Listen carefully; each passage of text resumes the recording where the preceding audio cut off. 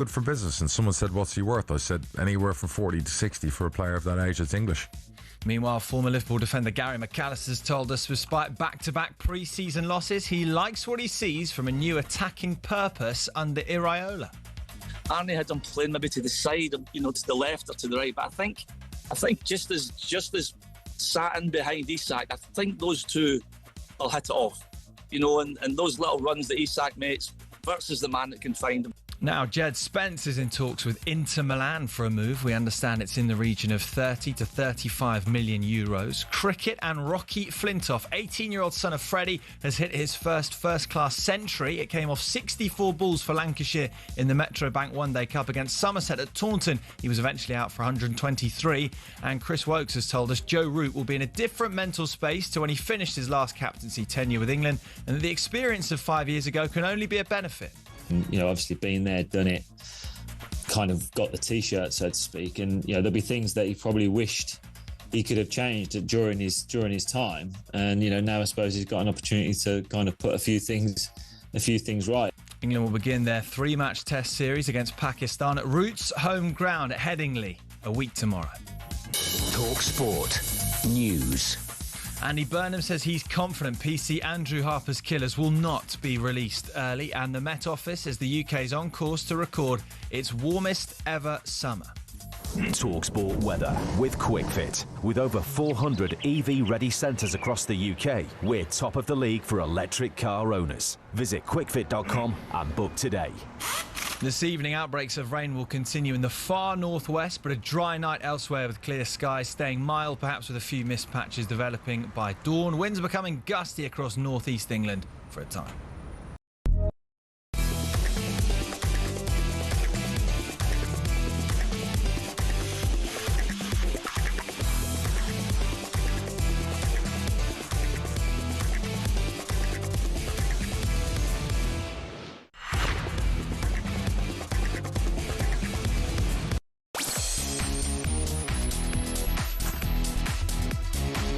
Yeah, good afternoon. You are listening to Drive on talkSPORT. I'm Jamie Hara, and Rory Jennings is alongside me. Coming up today, you're going to be getting into Jason Cundy, his new hair, and he said that Chelsea are going to win the title this season. Unbelievable guff from him already. Arsenal fans, how do you feel about selling one of your own? They've offered Miles Lewis-Skelly to Chelsea and Man United. Greg Rosecki reckons tennis is harder than football. Simple question we'll ask later on in the show. What is the hardest sport? We'll also take care AJ against Fury. It doesn't take place in the UK. We're going to be getting Spencer Oliver on to have a chat about that. All that plus we'll find out 5 things Rory would change about football if he was the FIFA president. Wow.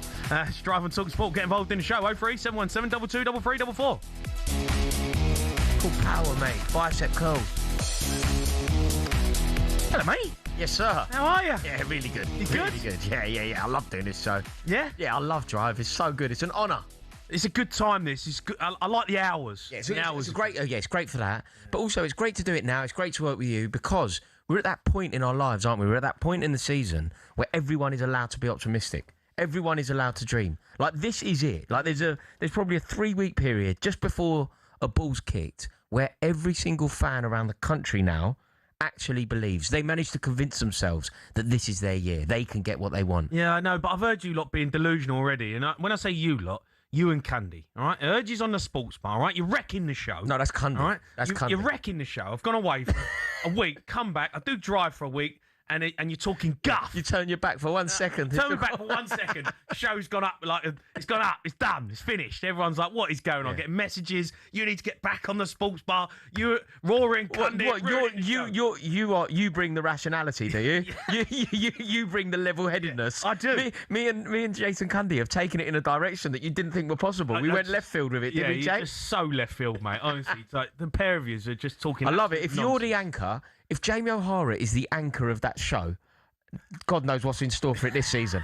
I'll tell you that. If you're the sanity of that show, it's gonna be exciting season, that's for sure. But what is Cundy on about? Right? I've not spoke to Cundy. He's been away, right? He's come back with a new hairline and talking absolute nonsense. He's gone in 2-footed early doors, saying that Chelsea are gonna win the league, and you're sat there next to him, going, yeah.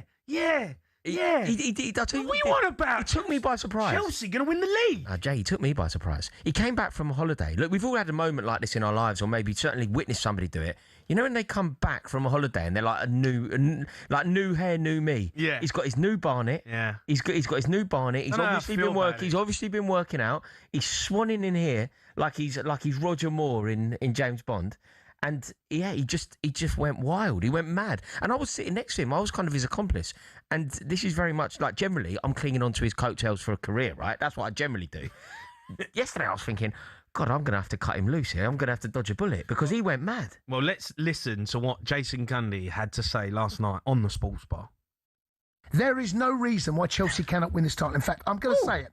Chelsea win the title. Oh! Chelsea win the title. There is something about Chelsea. There is something about what we have got a cheat code. I'm not proud to say this, but we can go and win the title for a number of reasons. One, have you seen our front three? João Pedro, Morgan Rogers and Cole Palmer. Cole Palmer's at a rest. He's been absolutely flogged. João Pedro's had a rest. Our midfield, the recruitment at the back, looks like almost certainly we're going to be playing a three at the back with someone called Xabi Alonso that knows how to win a title. One game a week. We saw how beneficial that can be when Conte took over Chelsea. Went to three at the back. Chelsea win the title. History is going to repeat itself. No, I never go out on a limb and talk like this about Chelsea. I said Arsenal win the title for the last 3 seasons, and eventually they did. I'm going Chelsea. You Gooners, you should be fearful of Chelsea. This is it, you see. He's been down the Wimpole clinic, and all of a sudden... What has he been eating in the Maldives? That's what I want to know. I don't think it's that. Now, Don't get me wrong. What has he been smoking? Do you know what it is? He's talking absolute guff. It's everything, no, Jay. It's everything combined. Everything about him I hate already. This is... His hair, his tan... Yeah, no, the nonsense he's coming out with early doors. Like, he's been back for one show, and he's come back and said Chelsea are going to win the title. Yeah, people go away. Right, I think people, as soon as you put a bit of hair back on someone's head, and look, let's be fair, that is a beautiful transplant, right? It's up there. You know when you think about footballers that have had transplants? You know what, mate? I've seen signs. It's good, isn't it? It's all right. It's a good transplant. It's not bad. And I think he's now... Yeah, he's definitely died. He's definitely died. Yeah, he's definitely died it. Of course he has. But he's now just like a new man. He's got this sort of housewife's favourite thing going on. He knows that his sex appeal's back. He knows. I can tell. You know, he's sitting there. He's obviously been in the gym when he's been in the Maldives. He's got himself a bit of colour. He's got the beautiful barnet now. Bit of a dilf. This is it. Yeah. And then I was talking about him being the housewife's favourite, and he said something like this. You know what he said to me? He went, the problem is, if you are the housewife's favourite, it's generally the older girls. You know, you don't really necessarily want the old. I went, you happy to be the old? Do you like the older girls? He went, no, not really. So yeah, he's definitely he's definitely on one. Right? He's been stuck with Hannah, his wife, right, in the Maldives for 3 weeks, and his mind's frazzled. He's come back delusional. And listen, you're right. It's the start of the season. Rory, come on, mate. Speak sense. Listen. Speak some sense. Okay, look, Chelsea ain't winning the title. All right, Jay, let's do this. Let's do this properly, right? I think that Cundy is. It's slightly obscure. It's slightly left field what he's saying. It's slightly off. But it's not a million miles off. Oh. It's not, is it? Everything that he's saying, there is a semblance of truth to it. Are Chelsea favourites for the league title? Definitely not. Are Chelsea capable of winning a league title? Let's say this. Play a game with me then. Pretend that it goes wrong for Arsenal. Arsenal are the obvious contender to retain a league title. They're obviously the best team in the country. They've just signed Bruno Guimaraes. They've already got the best team in the country. They've already got the best midfield. They have a manager, the only manager in the league who's won it. It feels like a tap-in for Arsenal, but play a game with me. Arsenal don't win the league. For one reason or another, they make a pig's ear of their season, in the way Liverpool did. Yeah. So Arsenal don't win it. Who wins? Man City. Okay, but that could be Chelsea. Enzo Maresca's more likely. Your name's not Man City. Enzo Maresca is no more likely to win a league, particularly when he's juggling Europe, following on from a legend like Pep Guardiola. I think that Enzo Maresca is more likely to be a David Moyes character. What are you on about? Enzo Maresca going into Man City off the back of Pep Guardiola, losing Rodri. I think they've lost Rodri yet. They're going to. They've just signed Elliot Anderson. Yeah, it's a very good player, but you can still They see... finished second last season. Enzo Maresca... Push them all the way. Chelsea are miles off. Enzo Maresca is miles off it. Xabi Alonso is an elite level manager. He's already won a league title. Enzo sacked Alonso by Real Madrid after 3 months. Simply by being a Real Madrid manager, though, it puts you in a different league altogether to Enzo Maresca. Enzo Maresca, we plucked him off the bench of Leicester City. We plucked him off the bench of Leicester City. He did all right with us. He did okay. He won the trophies he was supposed to win. He lost the games he was supposed to lose. I wouldn't say he pulled up any trees at Chelsea. Rory, you can't sit it. You can't sit. Who's a better manager, Enzo Maresca or Xabi Alonso?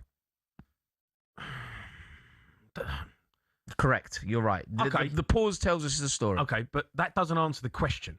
The question is who's the better team, Man City or Chelsea? Who's got more chance of winning the title if it ain't Arsenal? It's Man City. I think after Arsenal are obviously likely to win it. After you ain't winning the title, Rob. After Arsenal... You ain't even in the running. After Arsenal, there's a Rizzler paper between Chelsea, Man City, Manchester United and Liverpool. There's a Rizzler paper between those four clubs. No, Rory. Listen, if you get in the top four, Chelsea, right, and you have a decent run in Europe, fair enough. Right? I'd love a decent run in Europe. It's going to take some doing, though. It's going to take some doing, yeah. Not even in Europe. But that in a way is a positive. I can't believe I'm sat here and I've just realised that Chelsea are not in Europe. Yeah, this is what I'm saying, though. It's and you're positive, trying to sit isn't here it? and say you're going to win the title. For this you're not even in Europe. You've seen Chelsea do this before. When Antonio Conte came into Chelsea, he came into a team that finished 10th in the league and had no European football. He took a team from 10th to top. The reason he did that is because Antonio Conte was an elite level manager. I think that Chelsea team, no title has ever been won where it was so clearly the vision and the image of the manager winning the league. You're living in the This team could do that. Antonio Conte could be honoured by Xabi Alonso. I'm just saying that Arsenal will win the league. And I hope I'm wrong, but Arsenal will win it. But if they don't, Chelsea could easily win it. So what Cundy's saying, it's slightly off. But I think there's some truth in it. What is with you, Chelsea lot? What is with you every season? Because we support a club with a culture of winning. No. You had a period of winning. You had a period of winning.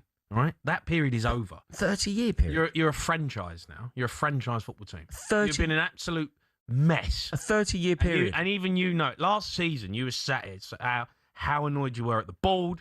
How disgusted you were how the place was being run. Now you and Cundy are sat there saying you're going to win the title. Yeah, because there has been a complete shift. This ownership came in and they eroded everything that had gone before. Still But what they've tried to do, Still the owners. but they've changed their strategy. They've changed their model. They're signing older players. They're signing players that are Premier League proven. They're signing players that are to elevate the first team options now. This team that we've got are good. Imagine if it clicks. Morgan Rogers, Cole Palmer, Esteval, João Pedro. It's a good team. Imagine it clicks.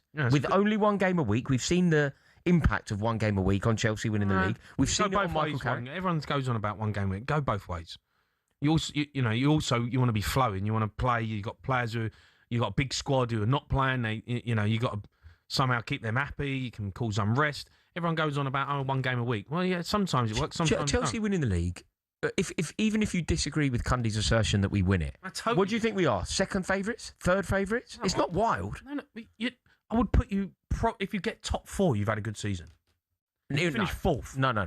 We will launch, whether we win it or not. What do you mean, no? We will launch. No. We will launch a serious and sustained bid to win the Premier League. Oh. That's a fact. You will be talking and fearing Chelsea in May, April, as to whether we win the league. Whether we get over the line or not, that's up for debate. But will Chelsea be in a title race come May? 100%. 100%. 100%. Yeah, in the way that you could say Tottenham will finish in the top half. 100%. No, you can't say that. You cannot say that Chelsea are going to have a sustained period of success throughout the whole season, that in May that you're going to be up for the title. I think that if Chelsea... Look, to win the Premier League title, if it's one of those seasons where you need in excess of 90 points, Chelsea probably don't win it. But if it's one of those seasons where you can win it with 86, 85, then yeah, we do. Points, mate. You're not getting 86 points. Mate, doubt Xabi Alonso at your peril, O'Hara. Doubt Xabi Alonso at your peril. I've watched. You've doubted Chelsea. Pre-season gone? Yeah, mate, I'd say for 30 years you've spent your last 30 years doubting Chelsea, and every single time it's bitten you. No. I remember Chelsea when they had John Terry, Frank Lampard, Jose Mourinho. I watched the Mourinho doc last night. Actually, it was fantastic, brilliant. But that ain't this Chelsea. This is, and you can sit here and say, "Oh, we're a new team. We're a new." Imagine if Morgan brand. Rogers, Cole Palmer, João Pedro. That front three, if Xabi Alonso can get that front three firing with Esteval to come back into it when he's fully fit, That's a title-winning front three. No, it's not a title winning. Of course it is. It's a better front three than Arsenal when they're the champions. First 15 minutes. It's a better. This is the worst. Mate, I've got to sit with you for 3 hours, mate. It's the worst 15 minutes I've ever had in my life. Can we get someone else in? Mate, what is going on? Who's out there? Spencer's still here. Can someone come in? Can I sub I've never O'Hara? heard so much rubbish out of someone's mouth already. Mate, I'm subbing the sub. I'm doing what Jose Mourinho did to Joe Cole. Mate, you're hosting as a sub. I'm subbing this sub. Can I put in a transfer request for O'Hara? You're so delusional. You're worse than Arsenal fans. You're worse than Arsenal fans. I'm putting in a transfer request on your behalf. There's got to be some realistic, come on, but be realistic. Okay, realistic, we finished second. Chelsea, you've got a good squad, some decent players. You've got a new manager. You've got a long way to go before you can even think about winning a title. Fair, I agree with you. Realistically, second. We're 15 minutes in, I'm done already. Might as well go home. Mate, this is honestly, and think about the direction of travel for Chelsea. Miles Lewis-Skelly coming in, it's like Ashley Cole all over again. Ooh la la. We're going to talk about Miles Lewis-Skelly later on in the show because that is a big talking point today. Chelsea fans, if you want to give us a call, do you think you can win the title? Cundy, talking absolute guff. I've never known anything like it. 03 717 22 3344.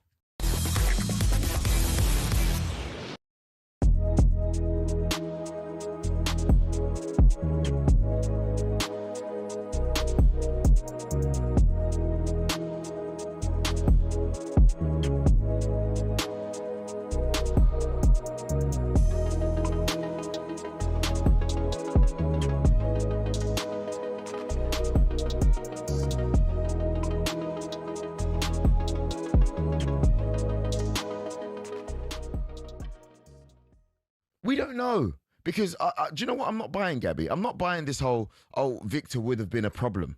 I don't know if we would have been. Vinny would have taken the number 7 shirt. Would he? No, we don't know. I don't think that, but like Vinny Junior's character, like he's coming to Arsenal, he wants Ballon d'Ors. He wants. Do you know what I mean? Like, what's wrong with that? No, but I'm saying, and also he's coming in on a lot more money than other players. If you're Saka and Rice and Ryan and Gabriel and Saliba, and he's coming in. Well, for what you're earning, massive causes. Well, if you've won a couple of Champions Leagues, right, and the league is running out your ears, then yeah. As far as the other players are concerned, that doesn't matter. Why not? Why does that not matter? They're the players who just won you the Premier League. But that's the player. But that's the marquee signing. Bruno G cannot be our marquee signing. He can't.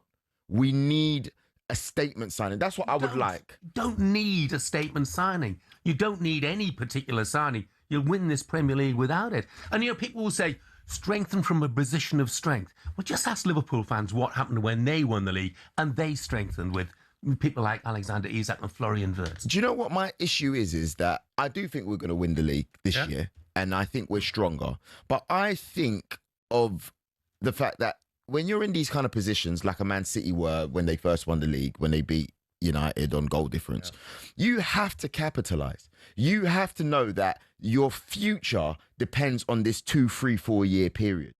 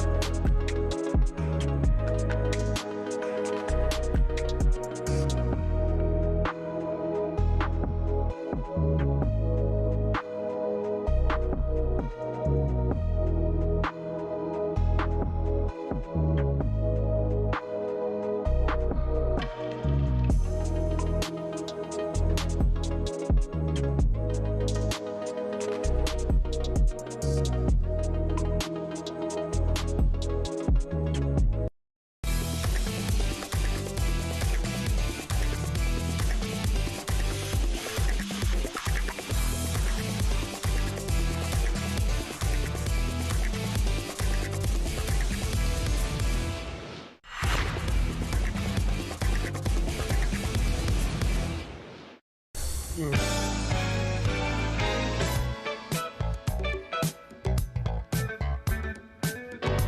are listening to Drive on talkSPORT. Me, Jamie Hart, Rory Jennings, in partnership with Giacomo, Style and Brands for every man. Still to come, we're going to be talking about Arsenal and the fans. Are they gutted about their club offering Miles Lewis-Skelly around to the Premier League? It seems a bit of a mad one, that. Quickly, though, Nottingham Forest have signed Ivory Coast defender Ousmane Diomande from Sporting, a deal worth a reported £34 million. Now, though, we're taking calls. Jason Cundy lost it by saying that Chelsea are going to win the Premier League title, which is unbelievable stuff when you think about it. But let's go to Jordan. He's a Chelsea fan. Right, Jord? Hello, lads. How you doing? You all right? All right, Jord. How are you? Yeah, good, thank you. Love the show, lads. On the way home from work. Oh, very kind, mate. Very kind. What are you thinking? Yeah, you're not going to like it, and I don't think a lot of other Chelsea fans are going to like it, but I actually agree a bit more with O'Hara. I think that we're in like a rebuild period. You look at the squad last season and going into this season, yeah, Morgan Rogers coming on board is a big change. It's good for us, but I think we've got to be realistic. When clubs go in a change of a new manager, new players, we've got to be looking at top four as a good season for us. It's a great season. If you finish in the top four, that's a great season for Chelsea. You're back in the Champions League. That's where you need to be, right? You haven't got Europe this season. Yeah, I agree. And I think the way we've got to look at it is that you look at all other teams that take a rebuild, they take a change. You look at Liverpool with Slot and things like that. You've got to look at it as a rebuild period. We've also got a huge squad. We've still got to work out who that starting 11 is going to be. And I think you talk about that front three. I do agree. It's a class front three. But you've got to get them working, and we don't even know if it's going to work. But I hope it does. And Rory, to be honest, I really hope you're right that we sit at a top two and in May we're title contenders, but I do struggle to see it a little bit. Yeah, Jordan, I see it differently. I don't think that we can say it's a great season if we qualify for the Champions League. I think that has to be the first and minimum target. We spent a lot of money. We spent an awful lot of money over the years. We've brought in a top-tier manager, really. We've brought in a manager who has won a league title and just been the Real Madrid manager. That is the best manager that we could possibly bring in, and we've had a total shift in strategy. All of our rivals have new managers. It's a great opportunity for us now. I think that the minimum target is silverware plus top four. That's the minimum target. Beyond that, then it's launch a serious bid to win the Premier League title. I think, Rory, we still have the opportunity to win silverware elsewhere, obviously, in other competitions. But I think you've got to look at the Premier League. If you're thinking we're going to finish second and first, again, I'd absolutely love us to, but you've still got the likes of Arsenal, like you say, who are going to be favourites. Are we really going to rule City out that much? Because Maresca... What do you think of Enzo Maresca? What did you think of Enzo Maresca's time at Chelsea? I didn't think it was great, obviously, but the period of the changeover in the team and the players, I think any manager that went into that position would have struggled. Yeah, I guess that's true. But equally, then he's going to struggle going into Man City. Following on from an icon is notoriously difficult. Following on from an icon when they're not even champions, they are losing probably their best player. It's not. I don't think it's a good time to take over at Man City. Oh, come on, I'm serious. Rory. What are you on about? What do you think? You can't say it's not a good time to take over. Pep's left, but he didn't leave them in disarray. But we've seen. He's built a new team. We've seen managers. We've seen Unai Emery go into Arsenal following Arsene Wenger. Much better manager than Enzo Maresca. It's a terrible team. But he struggled because following on from an icon. It's a terrible team. Well, we'll see. I don't think that Man City are that much better than Chelsea this season. I'm not particularly fearful of City. I'm certainly not fearful of Enzo Maresca. Them losing Rodri, I think, is so significant. And them having to juggle the rigorous nature of European football is something that we're not going to have to navigate. So I do feel like we have an opportunity to get ahead of them. I totally concede. Arsenal are a problem. Arsenal are clearly the best team in the country. That is something that's going to be very difficult to reconcile. But I do think that we are capable of finishing above City. So for me, the minimum target, Champions League football, so top four, plus silverware. Whether that's a League Cup, I'd love the League Cup. I think it's a great tournament, a great competition. I would love to win at Wembley. But that's the minimum for me. Minimum top four, no, that don't impress me much. All right, Joel, thanks for your call. Let's go to Lee. He's Arsenal fan. All right, Lee. Hello, Jamie. Hello, Rory. How are you? I'm good, Lee. I'm good. Talking about Chelsea here, and they feel like they can pip you to the title. Well, I mean, first of all, it's a bit rich you calling anyone delusional, Jamie. Come yes, on. That's right, Lee. Have we got a soundbite anywhere? Right. We're back. Spurs back. And then can we couple that with the 17 hitty-fitty through last year? Yeah, go on, Lee. Yeah, but I'm a realist. I'm a realist. I'm a realist. It's a great call. Look, Cundy took it too far. Roy, you said nothing wrong. So, Jamie, is it absolutely impossible that Chelsea could win the league? Yeah. They ain't winning the league. Well, then here's a challenge for you. Take 10 bags of your own money and go and put it on Chelsea not winning the league. The ex-wives. That's the change down the back of the sofa for O'Hara, mate. You have to go bigger. It's not impossible. Mate, it's not impossible at all. Well, nothing's impossible, right? But I'm telling you... Rory hasn't sat there going, we're going to win the league. He's just saying, there is a chance. There is a chance. There isn't a chance. They ain't beating Arsenal to the title. Right? And if somehow you do fall away, which I don't think you will, right? You're going to be right there. You'll get 80 points, right? If that's... Man City are going to be there. Man City will be there, right? Chelsea have not got it in them now to go and get 86, 87 points. It ain't happening. There's no way I see that happening. Man City have got a different manager and a weaker team than last year. They failed in the Premier League. They failed in the Champions League. So how are they all of a sudden still as good as they were 2 years ago? How have they got a weaker team? But they're losing Rodri. Rodri's going. Oh, listen, Rodri ain't gone yet. Yeah, but John Stones didn't play last Bernardo Silva. Bernardo Silva is a huge loss. He's ending his career. So how can you not say Man that's City? a weaker team Man City without those players? Man City have got a fantastic team, a brilliant side. I didn't say it isn't. It's You better need than to Chelsea's. I said it's not as good as last year, but they still failed. With a team that wasn't that was better than this year. And also, Lee, Man City have to worry about European football, and and Chelsea have a better manager than Man City. For the first time that you've been able to say that for decades. Chelsea have a better manager than Man City. There's some guy that was just on. You said to him, how did you think Maresca did? I thought he did all right. Okay, so is he better than Rory? You're like, well, no, not really. He answered his own question. Yeah, Enzo Maresca didn't do well at Chelsea. I agree with you. And I agree with what you said about the cigarette page. You throw a blanket over all five of those clubs, including Arsenal. It could go any which way. See, this Lee, this is talkSPORT. See, Lee, that's a fantastic call from you. Absolutely brilliant. Honestly. Lee, you're not near London Bridge, are you? I could sub you in for O'Hara. It's so much delusion already. Well, you know, it's 4:30 in the afternoon. I can't believe the delusion. We haven't even started the season yet. Got the Chelsea fans saying they're going to win the league. It's unbelievable stuff. Lee, listen, mate, thanks for your call. Keep your calls coming in. You'll have your say on that. We're going to be talking as well a bit of boxing. AJ v Fury. If it isn't in the UK, Spencer Oliver is going to come on. But first, let's do a bit of no Googling. Ooh. I take this really seriously. Do you? Yeah, I take it really seriously. That time you took something serious. We want to know which club has been relegated from the Premier League the most times. The answer to that, so much more coming up here on Drive on talkSPORT.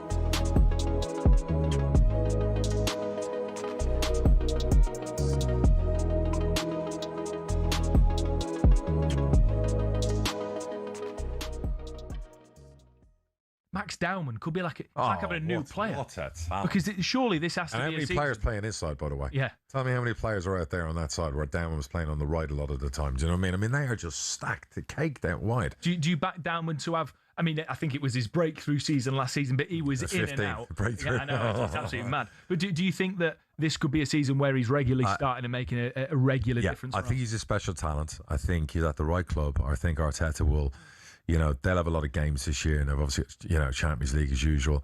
You'll see him more this season than last season.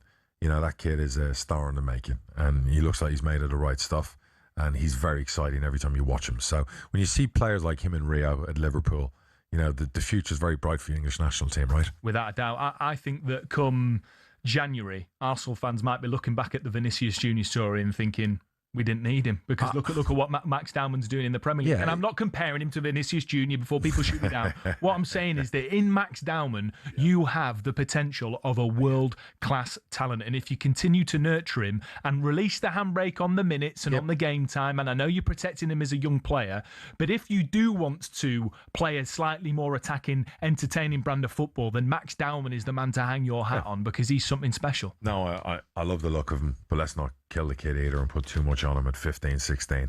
But they're stacked. I mean, I know everyone's worried about the left side, Martinelli, obviously Trossard's now gone and all those things, but I still look across their forward line and go, Arsenal could win the league again with what they've got.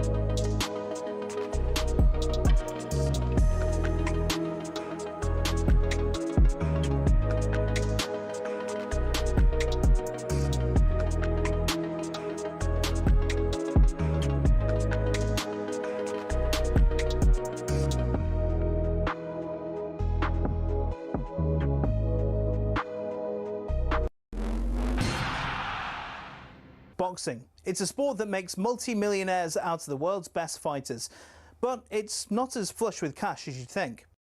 We all see how much the likes of Tyson Fury or Canelo Alvarez make every fight, but that's not the case for those just starting out, or those who aren't even at that level.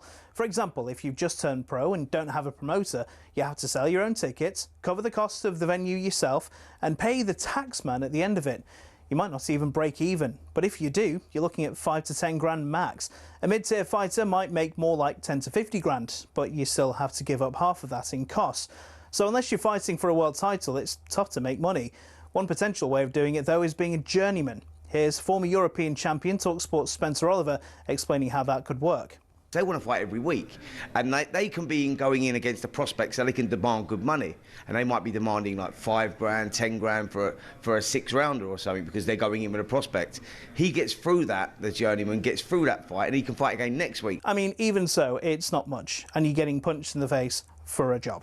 It's only really at the top level, i.e. fighting for titles, where you're earning up to 6 figures and can afford a diamond chain or that Ferrari. So boxing isn't a sport that allows you to retire at 40 and live a life of luxury. Much like a lot of other sports and jobs in general, it takes an awful lot of luck quite early in your career to really make it worth your while.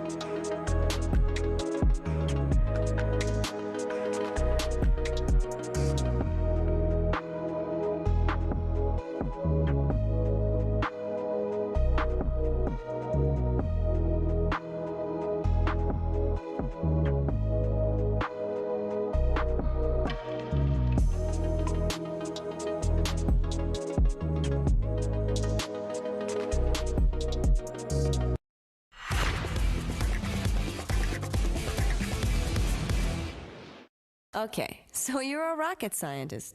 That don't impress me much.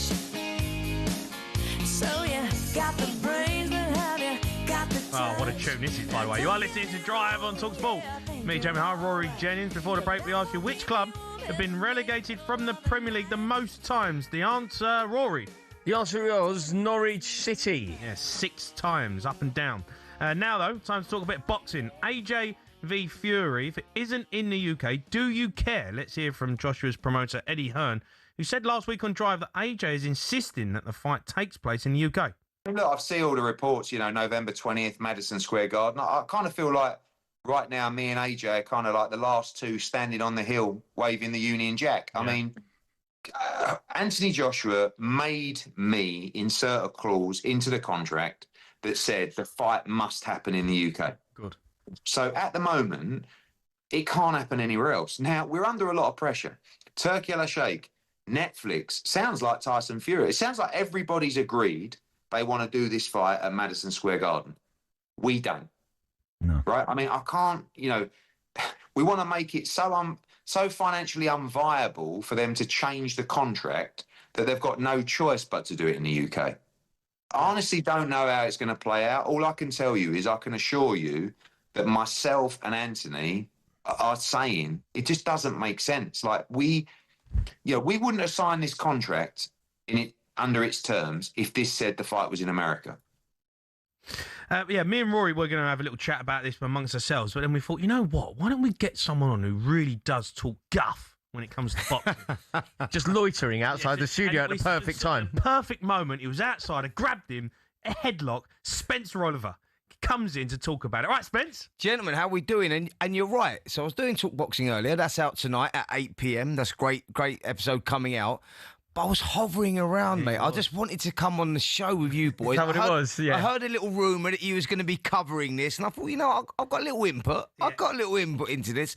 So here we are. Yeah, no, it's huge, isn't it? I love Spence. You're great stuff, mate. The boxing world loves you. Look, let's talk about it because everyone wanted to see this fight, right? We've been waiting for this fight. Fury AJ, right? Been building up to it for 10 years, right? All of a sudden, we look like we're going to get it. And now we're talking about it going to Madison Square Garden, Spence, right? The whole point of this fight was for the British boxing fans who've been waiting for it for a decade. The British boxing fans who have built these two guys up as well. Yeah. Jamie, you know what I mean? We've got to understand that and where they're at in their careers now. We saw them both performing in their last fights, and I think we get better versions of them when they fight each other, by the way. But we saw how they performed in their last fights, and they seem to be way off their best years. Yeah. But it's a fight that the boxing era needs, a fight that the boxing era wants. Two British guys that have been dominant for the last decade in world boxing, in world heavyweight boxing.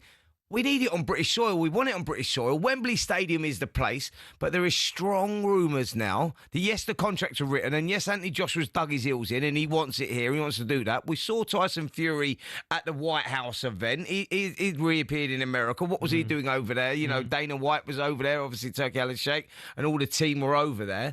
Was that the beginning of negotiations over in the States? Tyson Fury, I think, he seems to be happy that if it takes place there, it takes place there. But for Anthony Joshua, he wants it on British soil. Eddie Hearn wants it on British soil. Contracts have been signed. Obviously, contracts can be rewritten. There can be new negotiations, and maybe that's they're going through right now. But as we speak, I know that AJ wants it here, and we sort of hope we get it here. But I understand the business side of things here, guys, and I understand how it works commercially, on a global audience. And New York, Madison Square Garden, that would be the middle ground for people to watch it globally, with a time difference, etc., etc., etc. So from the business side, the guy that, the paymaster, Turkey Al Sheikh, Seller Boxing, they're the ones putting up the money, so they're the ones that ultimately say where it goes. But I just think it's a shame for British boxing history if we didn't get it here. I think it was brilliant there from Eddie Hearn. He spoke so candidly, so honestly. He said, look, we're doing everything we can. We're waving the British flag. We are trying to get this fight on British soil. If one of the fighters and one of the most recognisable faces in boxing in Eddie Hearn, if they both stand true on that and say, look, the fight is here, there is a clause in the contract suggesting that the fight is here and we are going to adhere to that. Surely, look, Spence, you've had your moments. You understand exactly this world far better than I do. If one of the fighters says that, does the fight therefore not happen here? Well, we're in danger of the fight not happening at all, aren't we? Yeah. Because if Anthony Joshua says, well, I've dug my heels in. I don't want to go to the US. Tyson Fury's happy to go to the US. The paymasters, this is the most important thing, don't want to put it in on the UK because I think there's a lot more to it, by the way, as well, because of the timings. I think they're looking for an extension on the timings of Wembley Stadium. Wembley Stadium, right? Lifting the curfew. You can't do it at 2 o'clock in the morning. Well, this is the point, right? You can't. So people need to get home. There's safety and all that. It can't happen. November the 20th, freezing cold, and then we're talking about the police services, the ambulances, the opening of tube stations, running more frequently. Like, there's a lot more to it than that. So I do understand from the paymasters, which is Seller and Circular Shake, why they would want to do it on an indoor arena. And then the argument people would be going, why don't we do it at the O2 then? You do it at the O2 Arena, same size as Madison Square Garden, possibly a little bit bigger. I think Madison Square Garden's around 18,000. You know, the O2's 20,000. You can't have that fight in front of 18,000 people. No, but this is the thing, right? So this is where it gets... This is where I understand the business. It's going on Netflix, which is free to air. Great, everyone can watch it. And I think that's why they want the global audience there, and that's for the timing for everyone to watch it. But the ticket prices, if they go into an 18,000 arena as opposed to a 90,000 stadium, I can see the ticket prices maybe quadrupling to make up the... does that make sense? No, but I mean, I might be wrong on that, but I can see that sort of scenario. It feels like such a money situation, right? And I get it. Everyone wants to make a few quid, right? But we have been crying out for this fight. The British boxing fans who have supported Fury and AJ right through their careers. I remember going to watch Anthony Joshua at the O2 when he first started. Yeah. And there was a buzz around him. And everyone was following him. Same with Fury. It's appalling. And then all of a sudden we get the fight we all want. And they're going to take it to America. It would never happen the other way around, would it? You know when Evander Holyfield fought Mike Tyson? Yeah. We could never go, where are we going to put that? York Hall. I'm with you, mate. Listen, I'm totally with you guys. Like, as a boxing fan, right, take this out of there because, you know, I think if the fight happens, if it happens stateside or it happens here, we cover the fight because it's too big a fight not to cover. talkSPORT being the home of boxing, obviously we're going to be there. We want to be a part of that. But, you know, on any other given occasion, I go, wow, that's New York, lovely. Have a nice little trip out there. It'd be great. And we watch the big fight and come back. But not in these circumstances because of what the British public have done for these guys. The problem is right, if you do the ring walk at 10 o'clock over here, right? So that's fine. Let's sell out Wembley Stadium. The problem is the American fans where, you know, you've got a big audience who are going to want to watch that fight.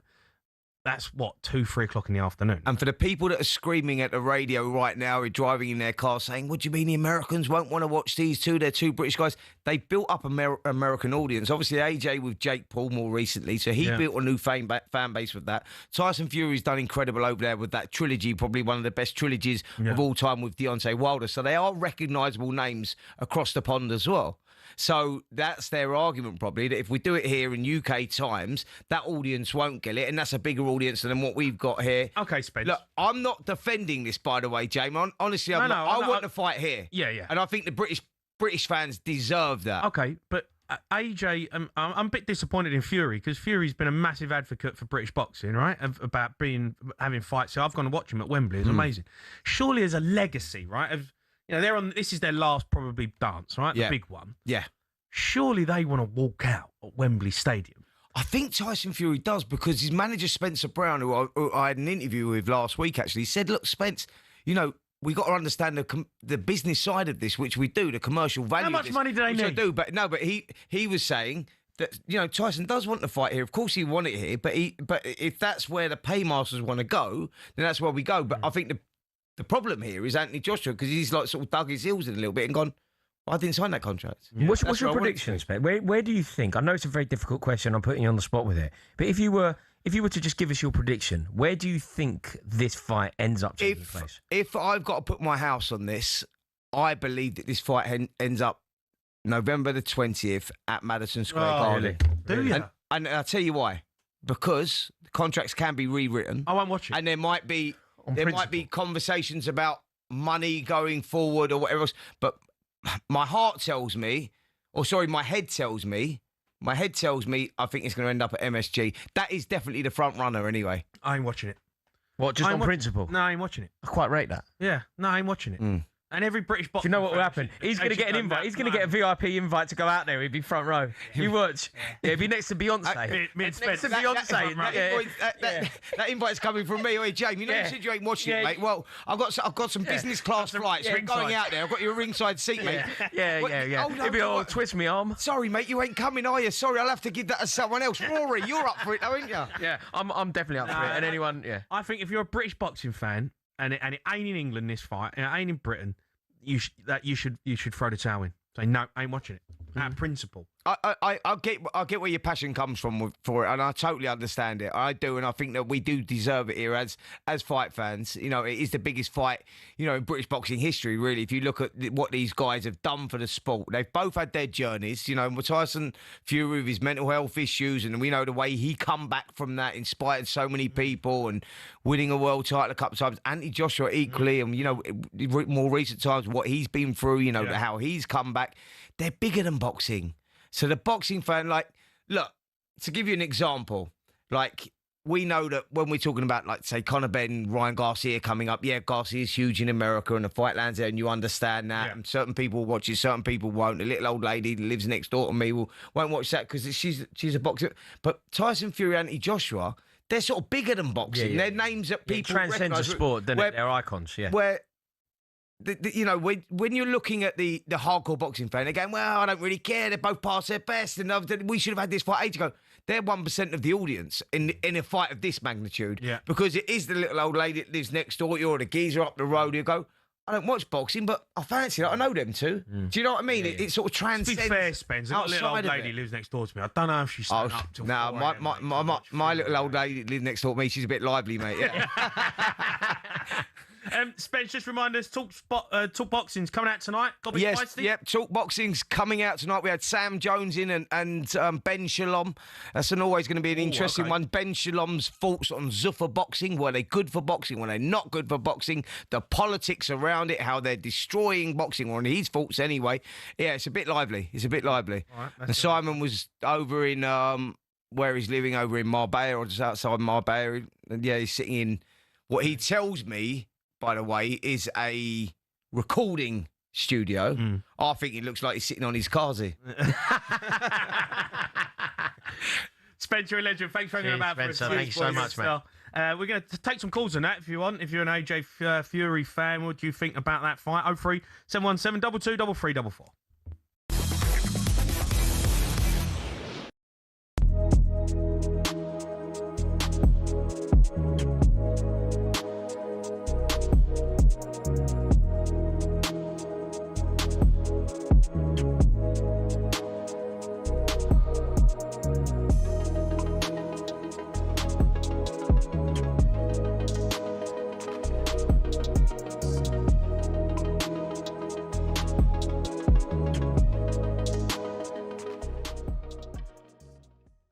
Going on, mate? You've got Champions League football. You're selling your best players. Absolute shambles. The financial fair play rule. Oh, Spurs off.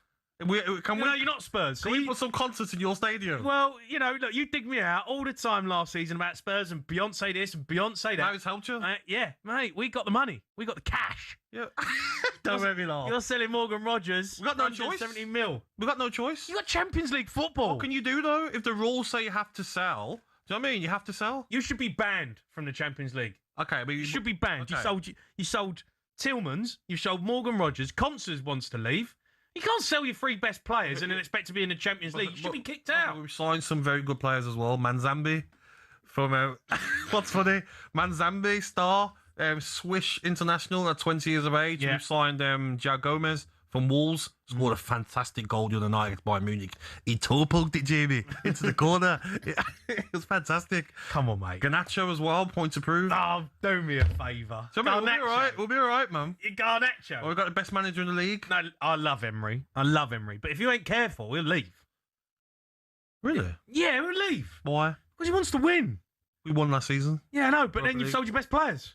Yeah, but he'll understand the frustrating rules. Oh, mate, he's got owners. Eventually, he'll go, what like Eddie Howe's done with Newcastle. We go, no, I've had enough. Isn't that what you want? And you're like your mob and like this so-called top six they call. You want that? Big six. You don't want top six, big six. But you don't want Villa and Newcastle. Do you know what I mean? Being a bit of a pain, do you? You want like you can't. No, yeah, keep you there. Like keep you there.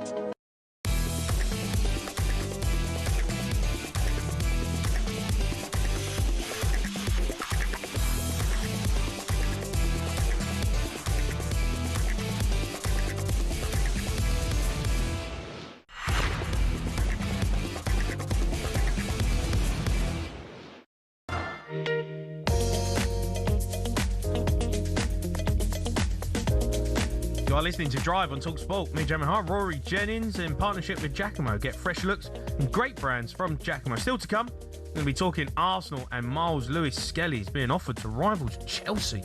Just quickly though, US President Donald Trump says it would be a terrible mistake if under pressure FIFA President Gianni Infantino was removed from his position. Rory's got a 5-step plan if he was in charge. But now though, it's time for this. Paddy Power on talkSPORT. With Paddy's Super Sub, your new bet rolls over to the new player coming on. T's and C's and exclusions apply. 18 plus, begambleaware.org. Yeah, time now for today's bet builder with our friends at Paddy Power. Welcome to Alex Fix-Gibbon, and we are looking forward to Friday night in the Championship. Wolves host Blackburn at Molineux. Alex, remind us how the bet builder works. Hey fellas, how we keeping? Yeah, we're good, mate. We're good. Good. It's all about to kick off, isn't it? Championship. Yes, stop. I actually can't wait for it to come back, to be honest. Yeah. It feels like it's been so long since the World Cup. I don't know about yourselves, but yeah, it's just something to look forward to anyway. Yeah, football's back. It is, and the Championship kicks off. Can't wait for it. Championship's always great. Has Andy got his haircut since I last spoke to him? Goldstein, I don't know where he is. He's on. I think he's playing pool somewhere, getting battered or something. Shock. That lad's never working, is he? No, he loves it, doesn't he? He's like one of the worst pool players ever. He's like a pub player, and he gets like holidays and everything. And he's always first to dish it out as well, isn't he? Yeah, he loves it. Just remind us then, how does this play out? This bet builder? Yeah, so bet builder, obviously it's a multiple selection product from the same game, and it obviously has a range of selections. So you can obviously bet from over 2.5 goals, over 1.5 goals, both teams score, match odds, player stats as well. So, yeah, it's fairly simple and straightforward. Okay, well, we've got a 5-leg bet builder. Here are our picks. I've gone Wolves to win 1-0, 2-0 or 3-0. Yeah, so obviously Wolves, previously Premier League club, come straight down to the Championship. Obviously, they're at home as well. I know it's hard to kind of pick really any significant bets from it because obviously it's first game of the season. So yeah, I just think it's going to be a convincing. I think that's a good one to go for, Jamie, being honest. I think it's just going to be a convincing win for Wolves. Jimenez back, he was in good form in World Cup. Yeah, I just think they're gonna walk over them, to be honest. Yeah, I think exactly the same, Alex. I've just gone for Wolves to win, straight up Wolves to win. Yeah, exactly. Yeah, I think it'd be a bit of a shock if Wolves came down and then obviously they didn't win at home in the Molineux as well to Blackburn, who, let's be honest, they're just naturally just the Championship side the last while. So, yeah, looking for Wolves to probably look to go straight back up this season as well. We've got producer Billy's pick. He's gone for a goal in both halves. Yeah. So he's gone for a goal in both half. I think it's going to be either one of those ones where it's cagey enough in the first half, or it's just one of those ones where Wolves just take it. You never know with a Championship. Yeah, you don't know. It's just one first game. It's like you just don't know. That's why it's so good to kind of watch, isn't it? Like, because you're not sure what you're going to expect with the Championship. But for myself, yeah, I went for this week over 2.5 goals. Like I said to the theories there, I just think Wolves are going to have way too much for Blackburn, especially going forward. Obviously they have the young lad in midfield. I think his name's Mane, is it? And Jimenez as well. So, yeah, I just think they're going to be way too strong, to be honest. All right. Is there a people's pick as well? What's that? Yeah, so the people's pick, so what the people pick, so it's going for both teams to score, and they're going to go no, so they're kind of backing you there, Jamie, as well, which are 1-2 or 3-0, Okay. So both teams score no. So yeah, overall odds for this bet builder is around 10-1, so yeah, throw a tenner on, you get 110 back, so all proceeds will go to the designated charity off the back of that if it wins. So hopefully we can start the season with a winner. All right, lovely, jubbly. All right, top man now. Thank you. Cheers, lads. Have a good week. Mind yourselves. All right, that's Paddy Power's bet builder for today. Minimum odds on to 5 per leg. 18 plus, gambleaware.org.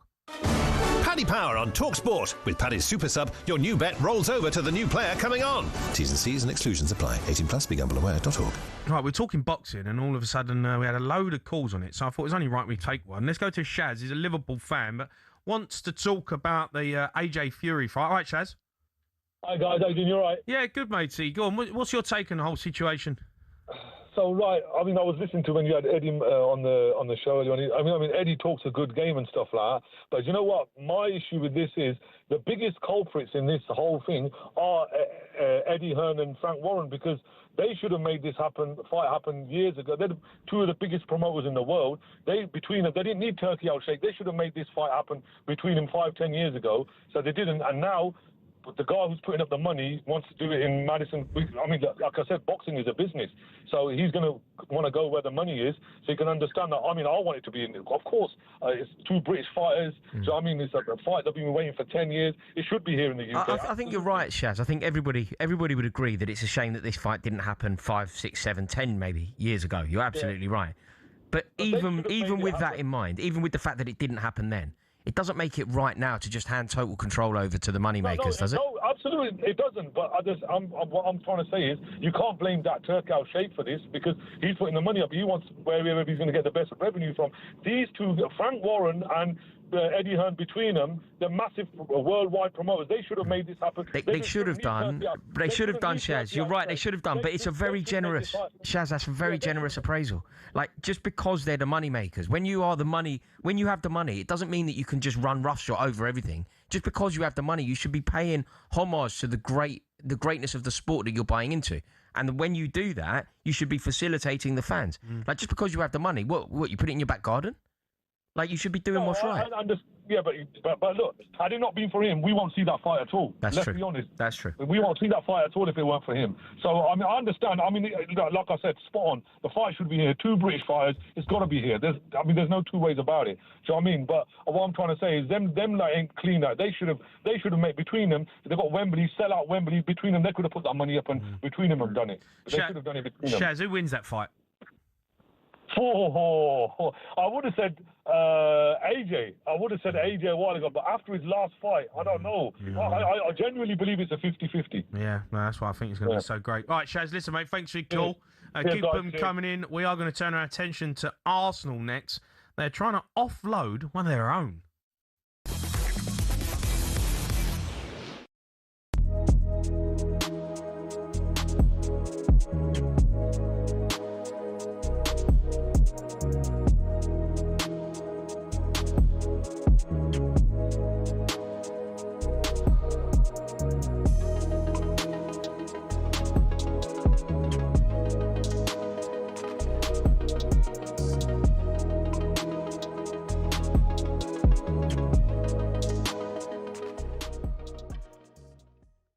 I totally got going for Vinny Jr., but I don't get going for just another one. And not Barkler. There's lots of reports that I don't see Barkler at the sort of levels that others do. Clearly, 145 million. I don't see having a laugh. I don't see him at anything like that sort of money. I really don't. I think he is way behind Kvaratskhelia and Desiree Doué. Personally, I think they're far better players.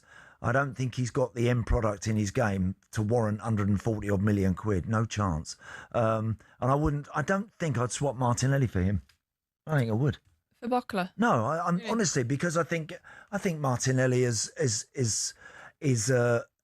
this division, has proven himself now to be a valuable member of Arsenal's team, and I don't see that it's that much of a massive trade up for the sort of money that they'd need to invest in him. Yeah, I mean, I have to disagree with you there, Andy. I think Martinelli, for me, I've just run out of a little bit of patience with him. 1 goal last year in the Premier League. He was good in the Champions League. But this has been an area that Arsenal have struggled with for a number of seasons. And I think it will be really, really disappointing for Arsenal not to address it in a bigger way than they've done already. Solis has shown some really good signs in pre-season.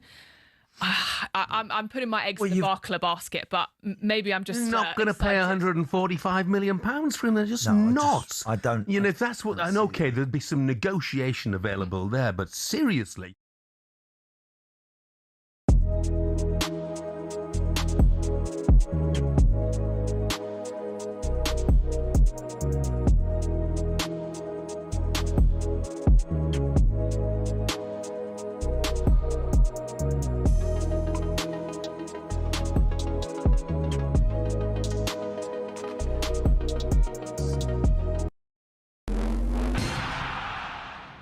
Knuckleball free kicks. They used to be all the rage, but when was the last time you saw someone score with one? We're going to take a look at why we're not really seeing them anymore and also explain a bit more about how they work. The knuckleball peaked in the 2010s, probably because that Ronaldo strike in 2008 inspired academy players everywhere. Here's a young Mason Mount. I tried to base my free kick on Ronaldo, hit the ball by the valve and it moves. So what do? Top corner, top bins. The name knuckleball comes from a baseball pitch held with the knuckles rather than the fingertips, which doesn't spin as it travels. Now, no ball is a perfect sphere, so as it travels, it creates ever-changing pockets of turbulent air, causing that unpredictable movement. Brazilian free-kick specialist Juninho Pernambucano wasn't the first player to do it, but he did perfect it, scoring 77 free-kicks over his career, more than anyone else. He was inspired by 90s midfielder Marcelinho Carioca and a guy called Didi, who was hitting knuckleballs in the 50s and 60s. Brazilians call it the dry leaf, because the ball looks like a leaf that gets blown around in the wind this way and that. So how do you do it? The key point is to hit the ball head on, usually with a straighter run-up. It's a punch-like shot and, crucially, as short a contact time as possible so the ball doesn't spin. Some people think players hit the valve to affect the air inside the ball. That's not the reason. It's because the part of the ball around the valve is more rigid, helping to shorten that contact time. Remember the David Luiz beauty against Colombia in the 2014 World Cup? We don't really see knuckleballs anymore. Why? Because players are being told not to shoot from dead ball situations because the XG is so low. In fact, as Opta shows here, since the 08-09 season, there's been a 10% reduction in players shooting from free kicks in the Premier League.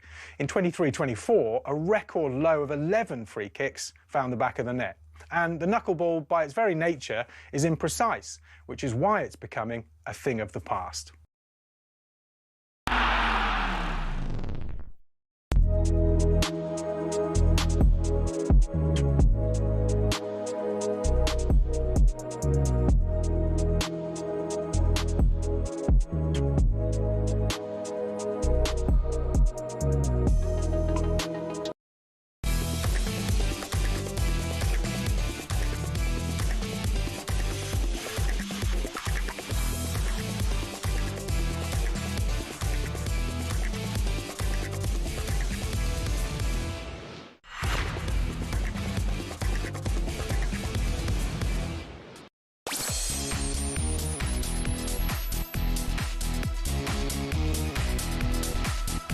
Yeah, you are listening to Drive on talkSPORT. I'm Jamie Hire, Rory Jennings alongside me. Still to come, we're going to be asking what 5 things Rory would change about football if he was in charge of FIFA.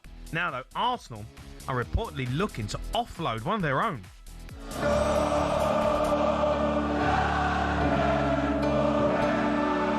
He was brilliant. That's a masterstroke, by the way. All of a sudden, you start to go, oh, new starts then. Zubimendi or Lewis Skinny. But it's nice to have the option, right? Of course it is. You can see that, how brave he is. And he wants to turn the game forward. I always like that about a midfielder. And he used to do that all the time in the youth team and then took it into the 21s. And he's been very patient and humble. And for where he was coming last year, to accept and acknowledge that his role was different this year, but still get prepared in the manner that he's been doing. I think it says a lot about him. Miles Lewis-Skelly going into midfield. To me, it offers a little bit of balance in there, and he was magnificent. Listen to this ovation as Lewis-Skelly makes his way off. The academy product has played a massive role in Arsenal potentially getting back to the promised land.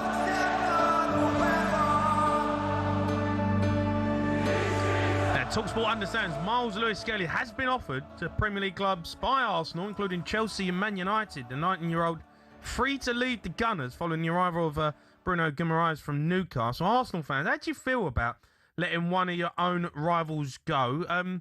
Rory, being offered to Chelsea, I'm guessing you'd be happy with him. Yeah, of course. I think he's a class player. I really do. He's also 19 years old. He was a key reason Arsenal won the league last year. And I think people forget that. When it looked like the title, Arsenal were the best team in the country, and there was certainly a period where it looked like they were going to romp home. But in their trickiest period, they got beat by Man City. It looked like Pep Guardiola had the title in his sights.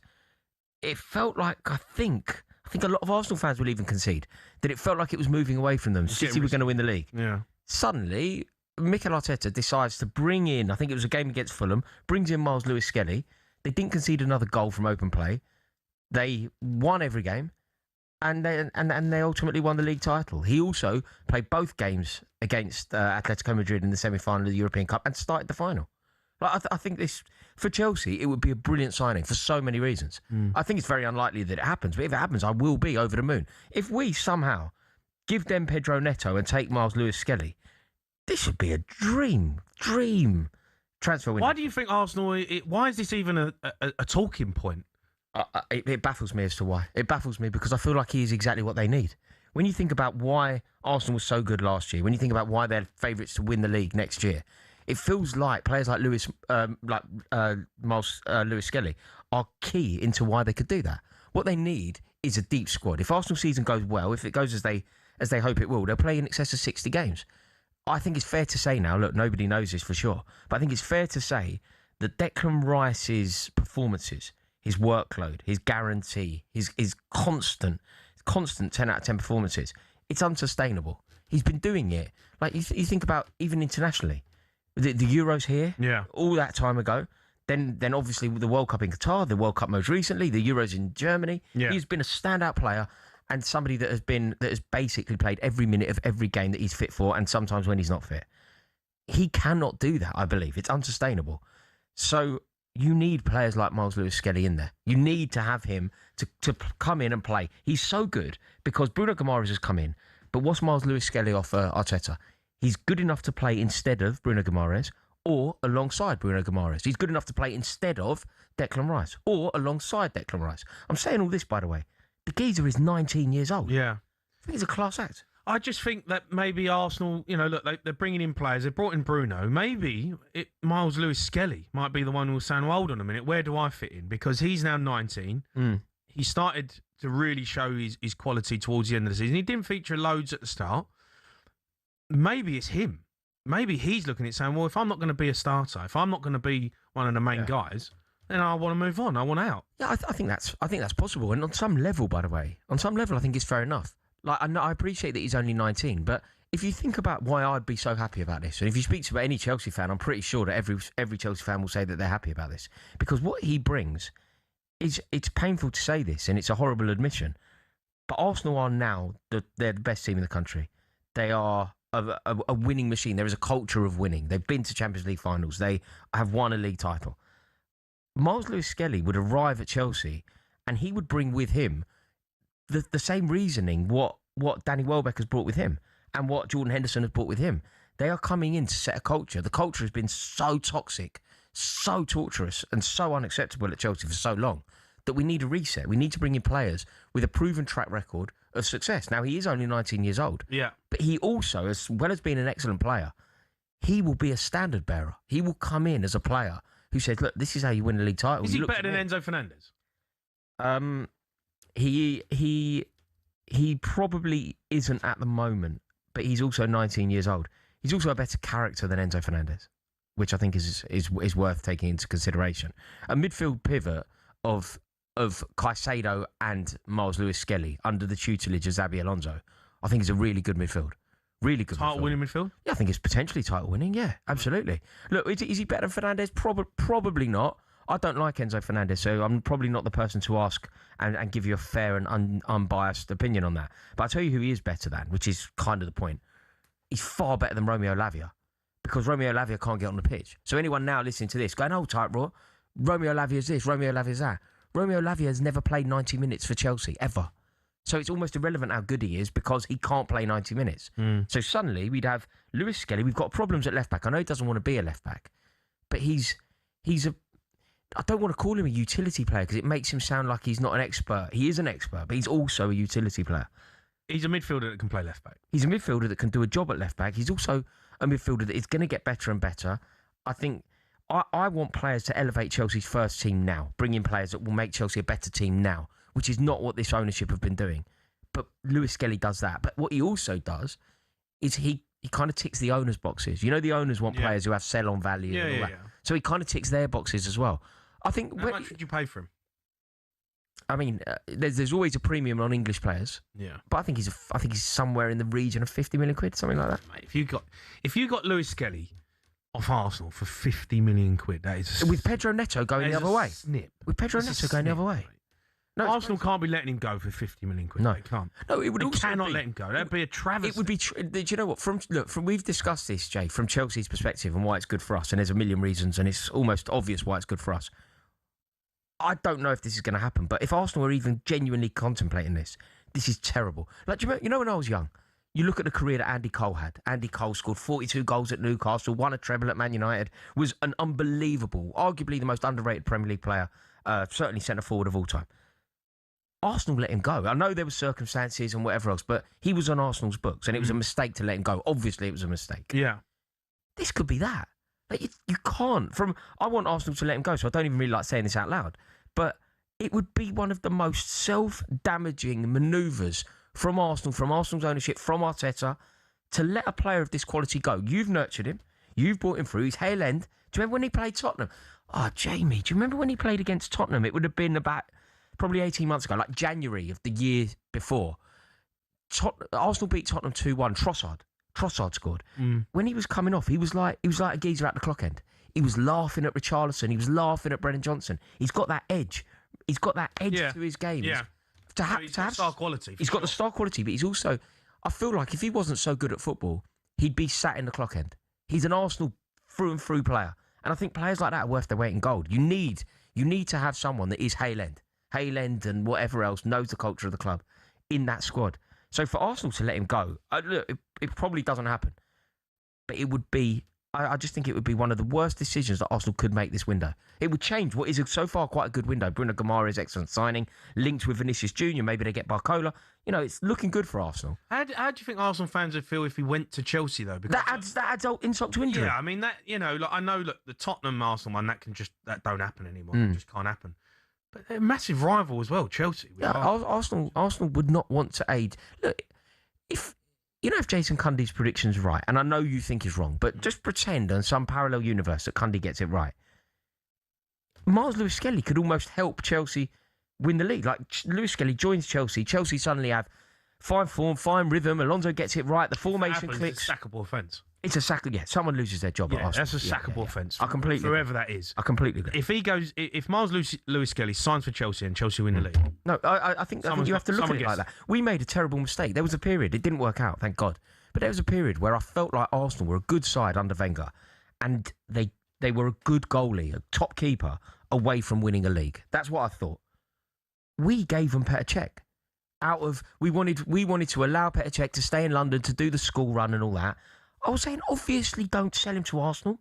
You're going to give them the league title. Send Petr Cech, regardless of his service to Chelsea, send Petr Cech to Paris Saint-Germain, who also wanted him. Yeah. But Roman Abramovich wanted to do the honourable thing. No, you get to stay in London, go to Arsenal. That could have given Arsenal a league title. You cannot help your rivals out. Chelsea, from an Arsenal perspective, Chelsea are down. We're in the doldrums. We're struggling. It would be lunacy from Arsenal to give us a leg up. And that's what it would be. All right, you can have your sign out, Arsenal fans. How do you feel? Do you think it might happen? Get involved in the show. 03 717 22 3344.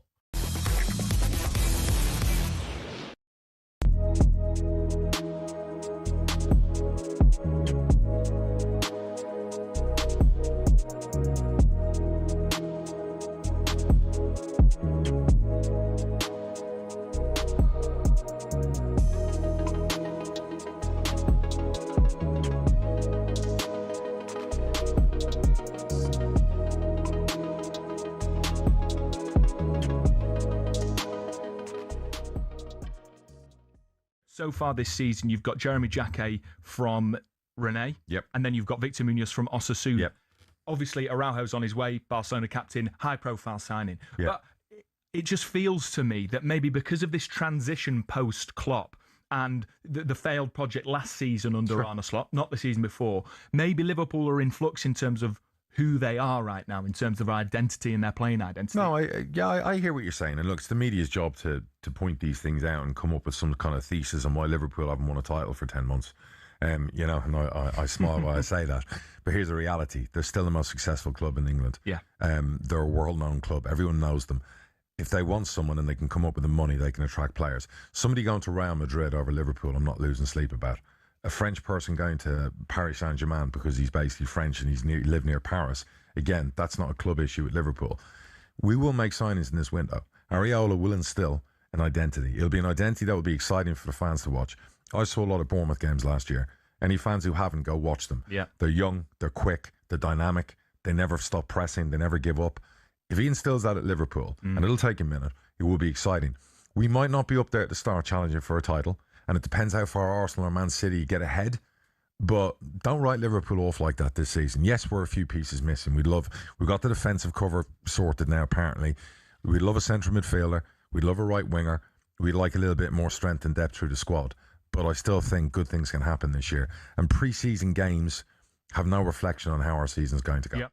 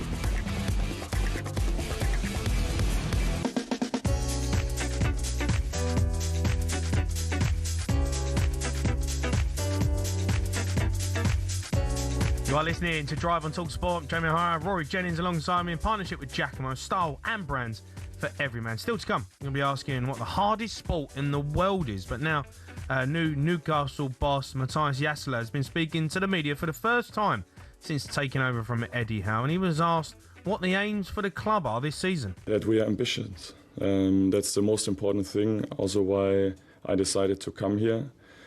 But this will not happen overnight, especially when you have such a big transition phase now.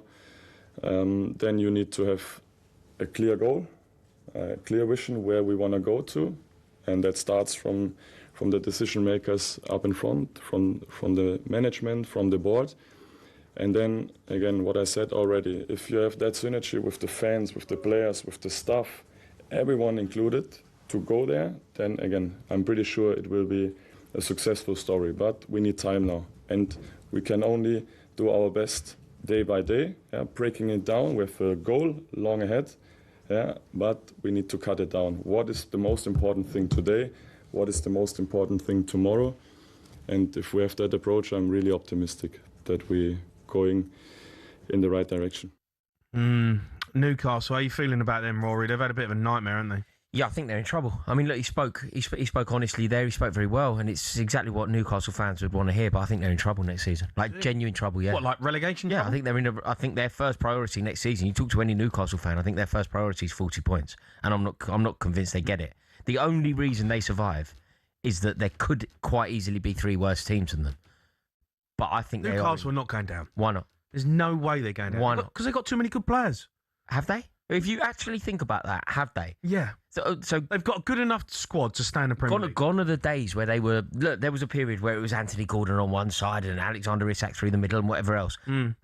That's a long time ago now. It certainly feels like a long time ago. Okay, but they've still got a decent. Like, is Voltemada genuinely going to score enough goals to keep them in the Premier League? I think they do enough. If you're hanging your hat Visser. on Voltemada, Visser needs to step up. Okay, but Visser, Visser's a very good player. But if we actually analyse this, Jamie, right, rather than doing it reputationally, Visser's a very good player. But on form, he isn't. So you've got Anthony Elanga, who again reputationally is quite good, but on form for Newcastle United, he isn't. Voltemada, I think it's all smoke and mirrors. I think he's a fraud. You can't. Don't call him a fraud. He's not a fraud. Centre forward for Newcastle United. Nah, he's not a fraud, mate. You can't call him a fraud. Centre forward for Newcastle United. You can't call him a fraud. I mean, I've seen nothing. My overriding memory of him, he scored one quite decent penalty, and he scored the winner for Sunderland against Newcastle. Like, that's my overriding memory of him. He came in to fill the void for Alexander Isak. You can't fill them boots. No, you can't. But you can try. You can do a valiant job, or you can be fairly wasteful. I think the club has been in a little bit of disarray. I feel like this has been coming. I think there's been a bit of negativity around that football club with how they haven't been able to spend. Players have got a little bit disillusioned. That's why you've seen them leave. Now Eddie Howe's gone. But to say that they're going to go down, I don't think it's wild. I think that is a wild statement, that, Rory. They are a good, solid Premier League team. They were terrible. Like, Eddie Howe is a very good manager. Right, that's one of the least controversial things you'll ever hear on this station. We're not saying that he should get the England job. I'm not saying that he should get the Man United job. I'm not saying he should get the Real Madrid job. Just very basic. Eddie Howe is a very good manager. They weren't a million miles away from it last year. They were getting beat every week last year. They weren't in it. They were really struggling. Terrible performances. The culture of the club was wayward. It feels like since Staveley left, it's gone wrong. Eddie Howe has walked away from a job of that magnitude. Doesn't that tell you what's going on around the club? It says that there's obviously been in disarray. But what I would say is that Newcastle, the fans, the way they get behind the team, the way they'll support but the fans, the club. the brilliance of the support. I think it's a great point you raise, right? They have an excellent support. Like that Gala Gate is one of the most iconic ends in the country. Brilliant. But with that comes pressure. A little bit like Tottenham last year. Tottenham players hated playing at home. They couldn't get a result at home.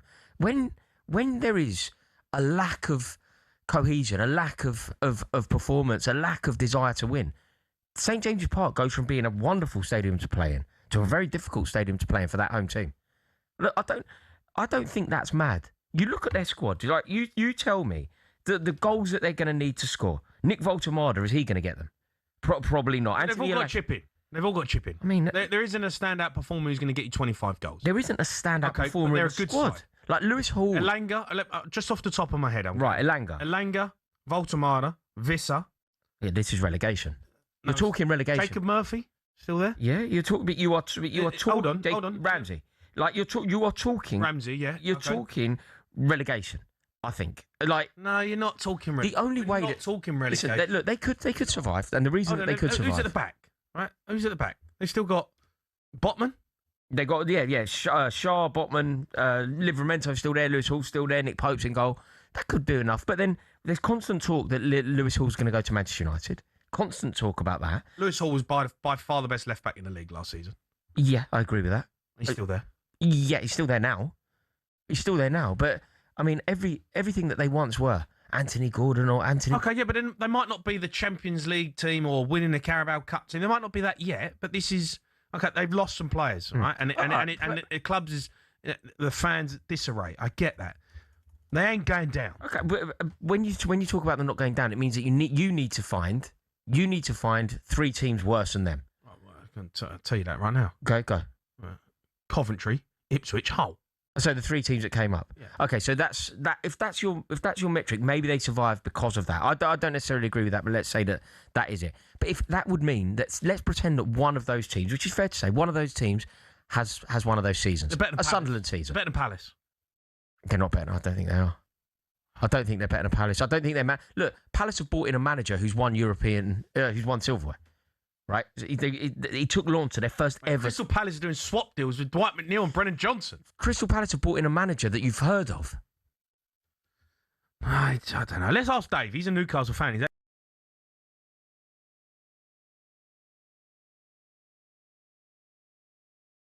Marseille. Dave? I thought that was quite odd.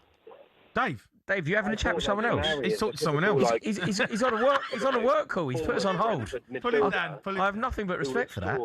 What, is he on voicemail? What's he? Yeah, he's having a chat with someone else. He's put us on hold.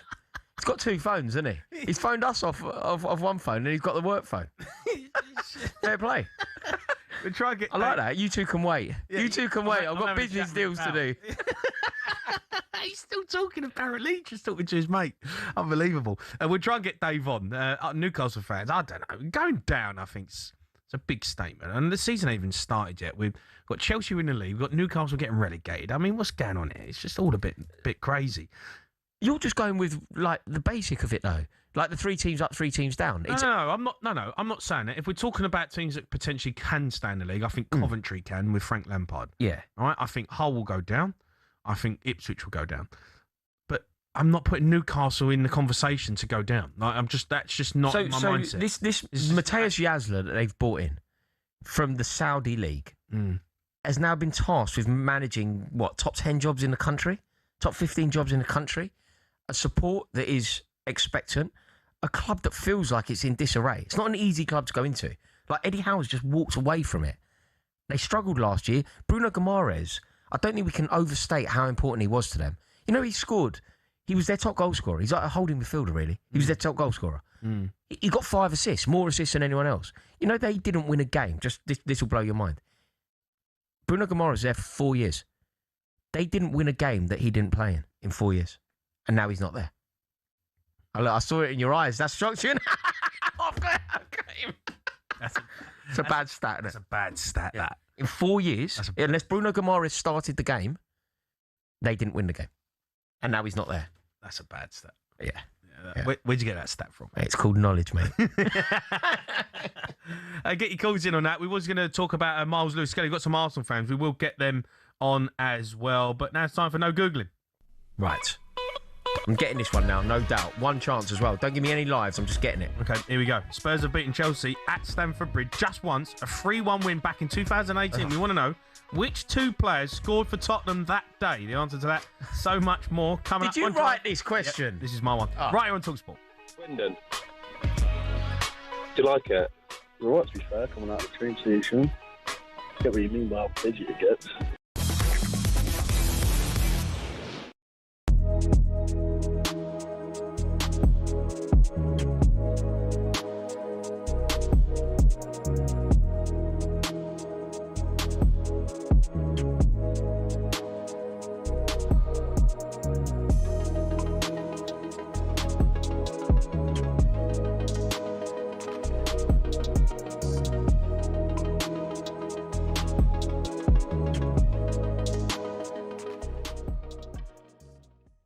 Steve gets in touch with the United fans. He says, boys, with Rashford, we've been down this road so many times. We've sang his name, give him over 300 grand a week, backed him and watched him stink the gaff out week after week. Body language is such a huge part of football. It is. I can't sit in the Stretford end again and watch him sort of mope around and sulk on the pitch. He's worked hard for any club who'd take him on loan over his supposed boyhood club. We've been down this road too many times. Shake hands, get him out the door ASAP. Do you understand that sentiment from some Manchester United fans? Totally. I totally get it. Yes, he's burnt his bridges there. I get all the reasons for it, and he's done himself no favours whatsoever. Like I said, the player had potential to be top. Really, it's time to buy him a giant mirror. It's like, look in the mirror, son. Barcelona didn't want to buy you for 30-odd million. That's a drop in the ocean for a club like Barcelona. Nobody in the Premier League allegedly wants you either. So I don't see any, I said recently maybe Tottenham should sign him, but they're obviously not getting the bids. So you're already at one of the biggest clubs in the world. Like, at some point, when does the penny drop? Because your next contract's not going to be 350 grand a week. The Saudi money looks like it's going away. I ain't sure Turkey, somewhere he's going to want to live. Yep. So where are you going after this? How old is he now? He's still, he's in his prime. So he's really got to figure this out and buckle down, or he's going to become a 31-year-old nobody. who basically his career has dried up and finished, in a few years' time. So really, maybe they're going to motivate Marcus Rashford. Maybe that will suit Man United. But I agree about the body language. I agree everything that happened before. And he ended up with a massive contract that they can't get out from under. So I don't think the people at United, the powers to be, will fall for that again.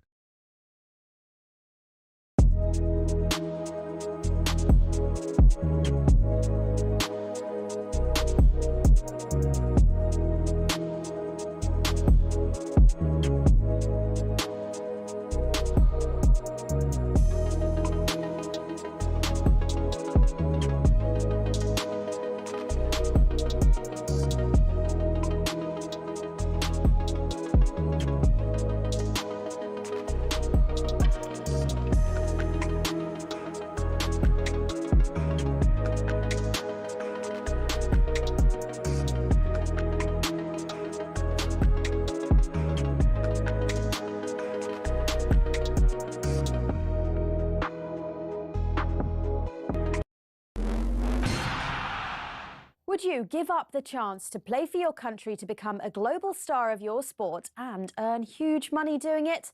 Well, that is the choice now facing rugby players because of the proposed new R360 League. Led by 2003 Rugby World Cup winner Mike Tindall and backed by major investors, R360 wants to radically change rugby union. Its goal, replace traditional clubs with franchises, inject serious cash and add a bit of razzmatazz. In their words, it's about making rugby more watchable, accessible and entertaining. Rugby union is under real pressure right now. Domestically, many top-tier clubs are financially unstable. R360 claims removing clubs' biggest costs, i.e. star players' salaries, would make the sport more sustainable. Their solution is a franchise-based league featuring top players with tournaments hosted in a number of global cities. Each city would stage a short 3-month season with concerts and fan engagement events designed to attract new audiences. While no players are officially confirmed, reports suggest around 200 have signed pre-contracts, which are worth up to 750 grand. But rugby's authorities have drawn a hard line. A number of national unions say any player who joins R360 will be banned from Test rugby. Some may be against R360, but we know others are being swayed by the cash. Will everything work itself out? Or after the European Super League and Live Golf, have we got sport's next big scandal on our hands?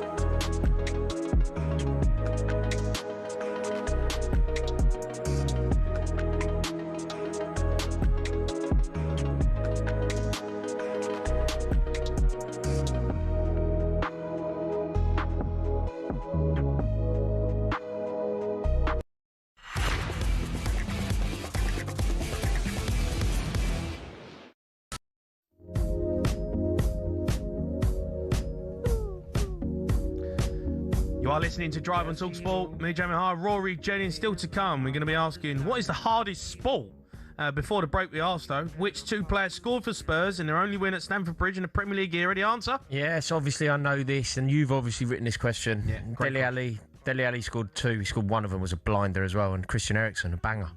Dele Alli, he was a hell of a player. Mate, the goal that he scored in front of the shed end, it came over the top. He took it down and hit it in the same move. It was a wonderful goal, wonderful finish. Is he heard he's training at West Ham? Yeah, he's in. I just always think, like, come on, has he got something more in him? Like, it might not be Premier League, but is he even Championship? Surely. I know, but I've thought this constantly. Do you know the moment where I felt like it was over for Dele Alli? Like, we've constantly thought he's still so young. He's only 30 now.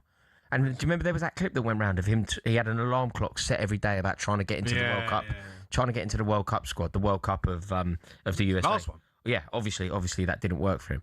But the moment where I kind of thought that it was over, do you remember when he got the Everton move? Yeah. I thought that could be the opportunity. Big club, Lampard. I thought that was going to be the moment where it went his way. Yeah. And once that didn't happen, I think it's over. But yeah, training with West Ham. Yeah, see what happens. Look, we were talking about Miles Lewis-Skelly. He's obviously a big talking point. Arsenal fans, I wanted to ask you, what you feel about it. And we've got a few calls. We can go to them. Stephen, he's an Arsenal fan. All right, Steve? Hello, boys. You right? I'm all right, Steve. I'm all right. Thanks for calling. Look, Lewis Skelly, have come out of nowhere, but Yeah, I'm not happy with that at all. Go on. At all. Well, you look at Wanari's performances in the last 2 games, and we went to Marseille on the bench for the last 4 or 5 games. Why are we letting go someone who's come in, played against Real Madrid 2 games, Champions League final, can fit in left back, midfield, looks good. Why are we going to give them to one of the top clubs around us? I agree. I don't know why it's kind of... I don't know where it's come from, and I don't know why, but look, maybe it is something that might happen. I think it'd be crazy to let him go. But to offer him, it means you're going to take a cut price. Like, if someone wants a player, you'll pay a bit more. Yeah. If you're offering it, it'll be a lot less. But he's 19 years old. Yeah, I can't make sense of it. Do you think it could just be as simple as this? That you've signed Bruno Guimaraes, there are limited minutes available, and he wants to start every week. He's not going to get that at Arsenal. I don't think a 19-year-old would just come into Arteta and say, I want to start. But he's not your typical 19. You can be 19 and incredibly experienced, can't you? Like Wayne Rooney at 19 could demand to play. Like, I know he's not quite that, but you say he's 19. He is only 19, but started a Champions League final. Yeah. He's a full international. He's won a Premier League title. I'm not happy with it. Like, I don't know where the rumours have come from. I've literally drove home from work, and that's the first I've heard is on the radio here. So I don't know where the rumours have come from, but I don't think it's the right. How would you feel if he went to Chelsea? I think they are our biggest rivals for the title this year. Oh, really? That's interesting, isn't it, Jamie? Do you? That's interesting. Do you genuinely believe that? One game a week. Play on a Saturday. 6 days rest, couple of 3-4 hours training. Jamie, you did 2 hours. Well, so you don't think Man City you don't think they're going to push you all the way? No, I think it'll be Chelsea or Man United. Wow. Probably Chelsea, to be fair. Stephen, a very wise man. Very wise. Great call, Stephen. Thank you very much. It's a great call until you started talking absolute guff. Let's go to Marco, Arsenal fan as well. All right, Marco. How are you doing? You all right? Yeah, I'm all right, Marco. Look, this Lewis Skelly situation, I don't know where it's come from, but there is, it's all of a sudden a big talking point. How do you feel about it? I mean, for me, he's fallen down the pecking order a bit. I know he sort of burst onto the scene, but then since then, he didn't have loads of minutes last season. We seem to have loads of cover in his positions. We've got Calafiori, Hincapié just signed on a permanent. They're both ahead of him at left back. We've just signed Bruno in the middle. I just don't really see how he's going to get any minutes. And from his side, if he wants to go, fair enough. You can't begrudge him. He's a good lad. He's one of our own. But, if he wants to go, that's up to him. That's a very, very passive approach. It would be negligent to let him go, wouldn't it? Well, no, but Chelsea have a history of paying up good money. So, if they want to overpay for him, by all means, let him have him. I don't really see that. I don't know what this... Okay, but who cares? Right, okay. Say you get 60 million for him, all right? It goes to Chelsea. Chelsea beat you to the title. Lewis Skelly is a mainstay in Chelsea's team. How do you feel? Chelsea ain't going to beat us to the title. Come on, Jamie. I think Spurs have a better chance of beating us to the title than Chelsea this year. But I'm painting a scenario for you. Lewis Skelly signs for Chelsea. Chelsea win the title. You won't be happy with that. No, I wouldn't be happy, but I don't see that happening in any world.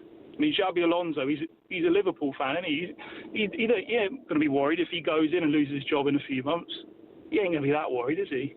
Well, I think he will. I think he will. But Miles Lewis Skelly would improve Chelsea's team. Well, yeah, because they've just sold Cucurella, haven't they? So I'll get it from their perspective. They'd want to get a quality left back in. I think he'd be starting if he ends up coming to Chelsea. He'd certainly be starting central midfield. It would be the double pivot of him with Moises Caicedo. What, and then play Enzo higher up? You think? Or? Yeah, I mean, I don't know if Enzo will still be at the club, but it would be a toss up between that and then remember it's our front four that you have to sort of factor into this. So the 2 holding midfielders, 2 wide players, and then the attacker is where the threat will come from. So, for example, those 2, Cole Palmer. I want the lad to go, but if Chelsea are going to give 100 million, say, like they like to do, they're going to pay 100 million. They're going to pay 100 million. But the money's irrelevant to you, isn't it? The money's irrelevant. You're losing one of your youth products who would definitely contribute to your season next year, who would help you retain a title and was pivotal in you winning winning your first league for 22 years. The money. I mean, I'd prefer for him to go out on loan. That would be the ideal, get some experience. I don't understand how the preference isn't for him to start for Arsenal next season. He was integral to Arsenal finding form at the end of the season. Yeah, but he's not going to start over Declan Rice and Bruno now, is he? Say one of them gets injured. Well, yeah, in that place, in that case, I probably would start him ahead of Zubimendi. But yeah, I mean, he started a Champions League final and started every game. Once he was brought into the team, I think it's Fulham you played. Started every game in the final in the run-in for you winning the league title. All right, listen, Marco, thanks for calling. I'm going to go to John. He's an Arsenal fan. All right, John. How are you doing? Afternoon. I'm all right, John. I'm all right. Lewis Skelly, how would you feel about him leaving? Not sure what the other geezer was talking about, but he's one of our own. I don't understand how you could be happy with letting Skelly, Wanyeri, Saka, any one of the original Hayland boys, letting them go was a disaster. Utter disaster. Yeah, I completely agree. No, I agree. I have to say I agree. When they told me about it today, I was like, okay, maybe they look at it, balance the books. Is he going to play? Maybe he wants out. Get some money for him. But then, the more you think about it, the more you go, no, that's a bad move. He doesn't want that. He's being pushed. Look how Arteta treated him last season. Barely gave him a kick. I can't remember what game it was, but he mucked up and he was at fault for one goal. Didn't see him again for the whole season and for the beginning of the last season. Once you get in Arteta's bad books, he wants you out. He started in the Champions League final. Youngsters. Yeah. Fair point, Jay. Fair point. He ended the season as one of your best players. I know, but the rest of the season, he didn't get a shout. He's better than the other left back that we've got in Capie. Come on, man. We can't let him go. It's also symbolic, isn't it? It's also symbolic, John. When you've cultivated a player, you've helped create a full international. He has learnt his trade at your club. He is ever present at Arsenal. He only knows Arsenal. If he wasn't as good at football as he is, he'd be stood in the North Bank. And somehow you sell him to Chelsea. It's just symbolic for what. It can't happen. It cannot happen. It cannot. I think this is fake news, to be honest. Well, I think it can't be. It can't. No smoke without fire. It's true that. But we'll see. And I don't think Chelsea are going to be our closest rivals. No way. Yeah, no. Honestly, I don't know where all this has come from. I don't even know where this has come from, John. Well, I mean, it's come from Jason Cundy. All these Chelsea lot piping up before the season started like they're going to win the title. We're talking absolute rubbish. Complete. Honestly, a shambles is what I'm hearing. United definitely got more of a shot than Chelsea. But we'll see. We'll see what happens. Do you think you win the title, John? Work now as well. It's just upset me, man. Do you think you win the title, John? Do you think you're the team to beat? Yes, I do. Yes, I'm torn. I love Arteta, but if what I'm hearing today is true about Lewis Skelly, I'm not sure. I'm not sure because he might upset the rest of the Gooners and the rest of the camp, and you don't want an unhappy camp trying to win titles, man. So.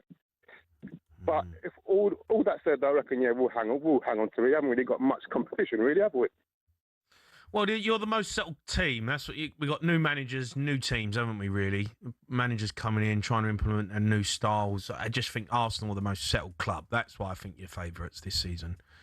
Yeah, but it's going to start this season. Bore the life out of the Premier League again. No, actually, just a quick one. Catching a couple of the Arsenal pre-season games, Arteta's changed that strategy now. Yeah. So we're not passing sideways, backwards. He's going for it, and we are looking for the forward pass. Yeah. Hence why we're making so many mistakes and getting caught out as we have done in pre-season. Right. So we'll be more attacking, mate. Well, we'll see. We'll see what happens. All right, John. Listen, thanks for your call. Keep them coming in. You want to have your say on Miles Lewis Skelly? We're also going to talk about.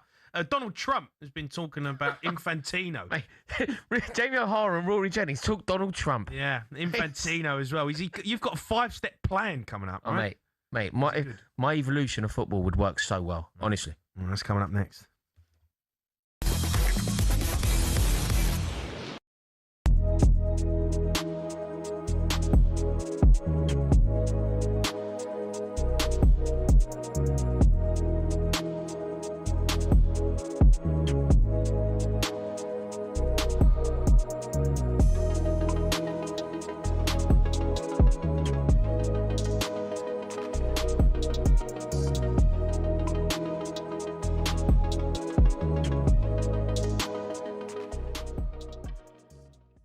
I know Salah didn't play as much last season, but to not have Mo Salah, You know, your talisman. Like, who's going to take that now? Isak should, but he's right to call it there, Egan. His injury record is horrendous. If he gets injured again, touch wood he doesn't, who's the striker? Gakpo, false 9? Apparently they're in for Bacola. I like him. I think he's top player. Do you think he's a £130 million player? Well, if Elliot Anderson's 10, how much they paid for it? 110. Morgan Rogers, your mate, has gone to 117. 117 million. No, like Bacola. crazy, isn't it? Of course, PSG are going to say, well, all right, well, he's 130 million. He won the Champions League, played in the World Cup. But if you're Liverpool, is that exactly what you need off that left-hand side? Probably not. They need a replacement for Salah. They need goals. Yeah, they need goals. Do you know what I mean? Barcola I agree. I love watching him. I feel like if I was a right back, I wouldn't sleep the night before playing against him. He's rapid. He's 6'2", wherever he is, long stride, quick, but he's not a finisher. The amount of times I've watched him and he's gone through one goal and he'll make the wrong pass and finishes are a bit wild and doesn't finish chances he should do. Liverpool need to be bringing in a winger who's going to get goals, because you can't rely on Isak. You can't. You should be able to. Wirtz isn't a goal scorer. You spent over 100 million for Wirtz and he's not a goal scorer, mate. It feels like it's a bit of a mess. McAllister wasn't good last season. How's he going to come back after the World Cup? Zoboszlai is obviously a fantastic player. Gravenberch needed some help last season in that number 6 as well. I just can't believe that Liverpool, we're saying, yeah, Champions League. Yeah, we'd take Champions League. I agree. Their fans won't like it.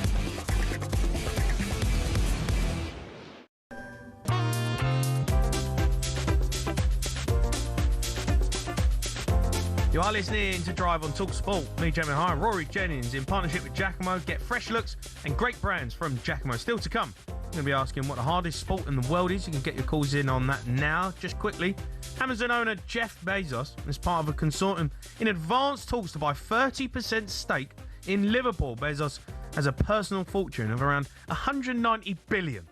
Is that all? Yeah, he's not struggling, the boy, is he?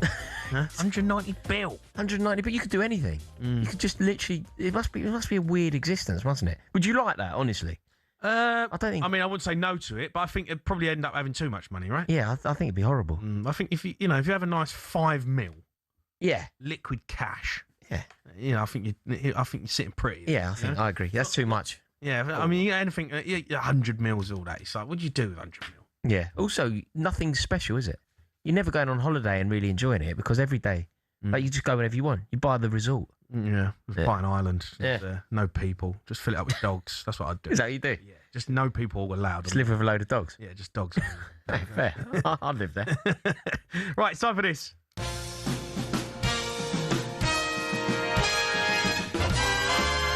Yeah, it's the best of talkSPORT. We're going to run you through some of the recent highlight moments from across the station. Kick things off.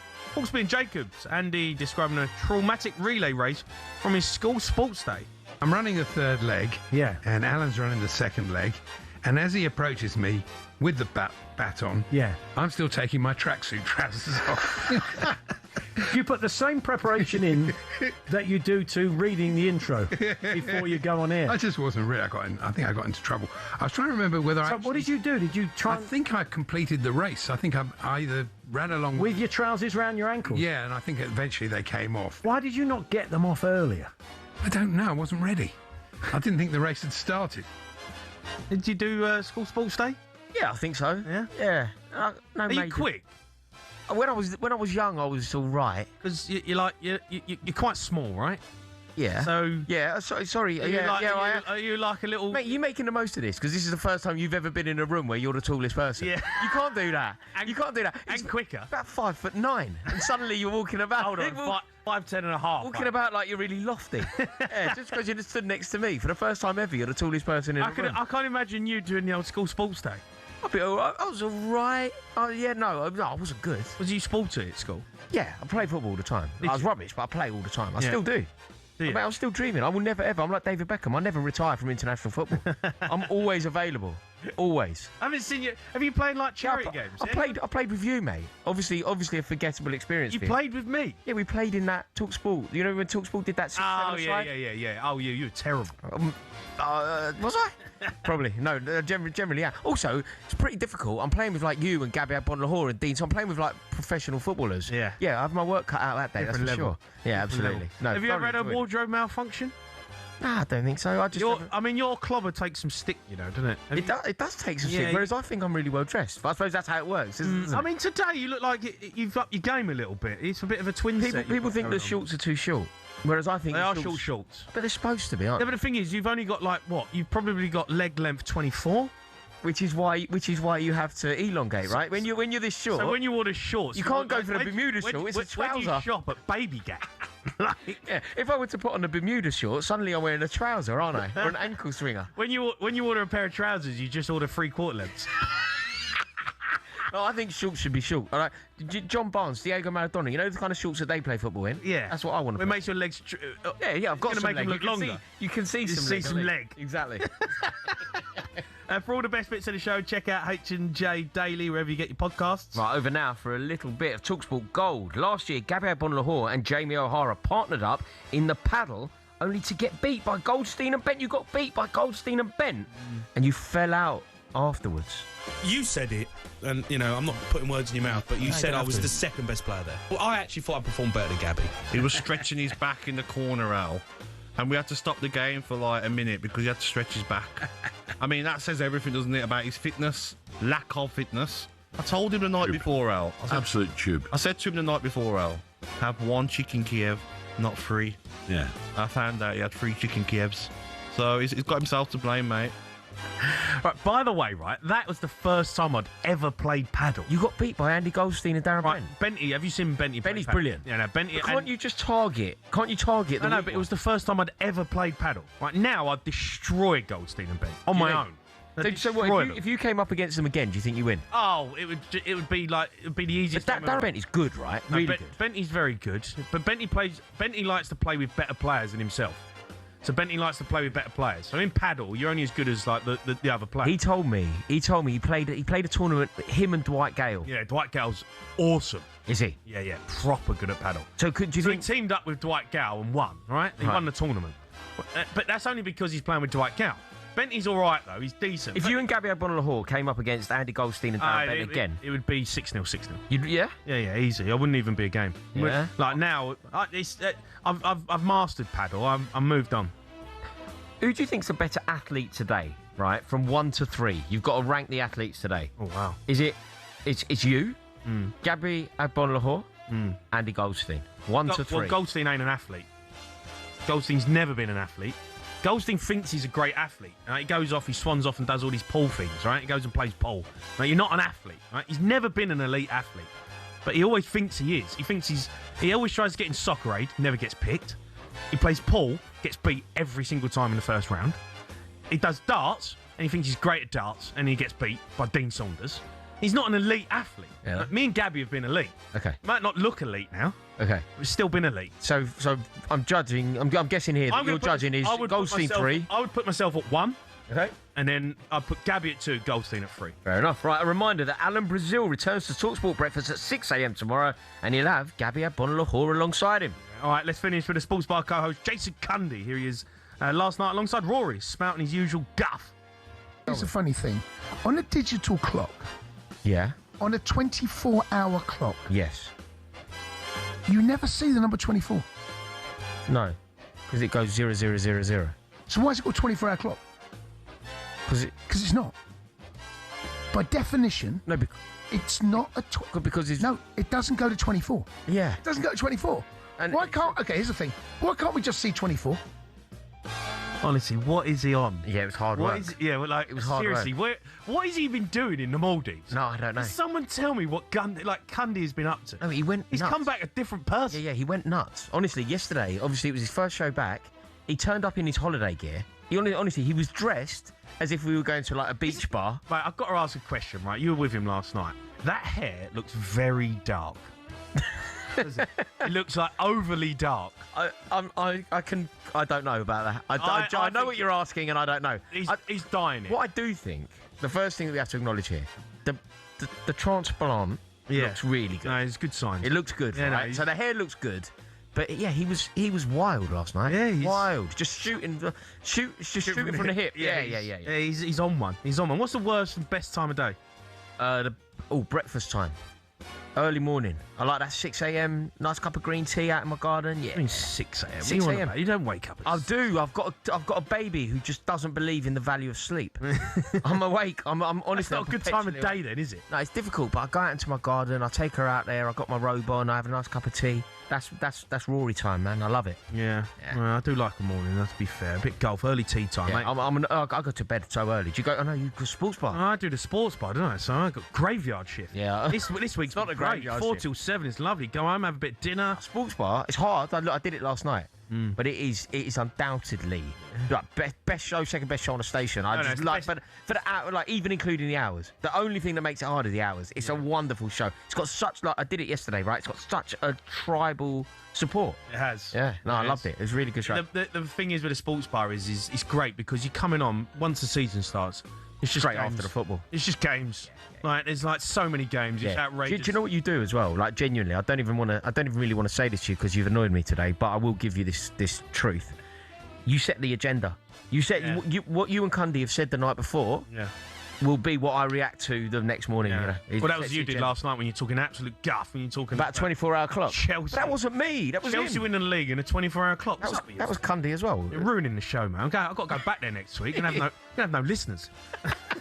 Of course, you can find all our shows on the talkSPORT app. You can swipe between talkSPORT, talkSPORT 2, all our other sister stations. You never miss a moment.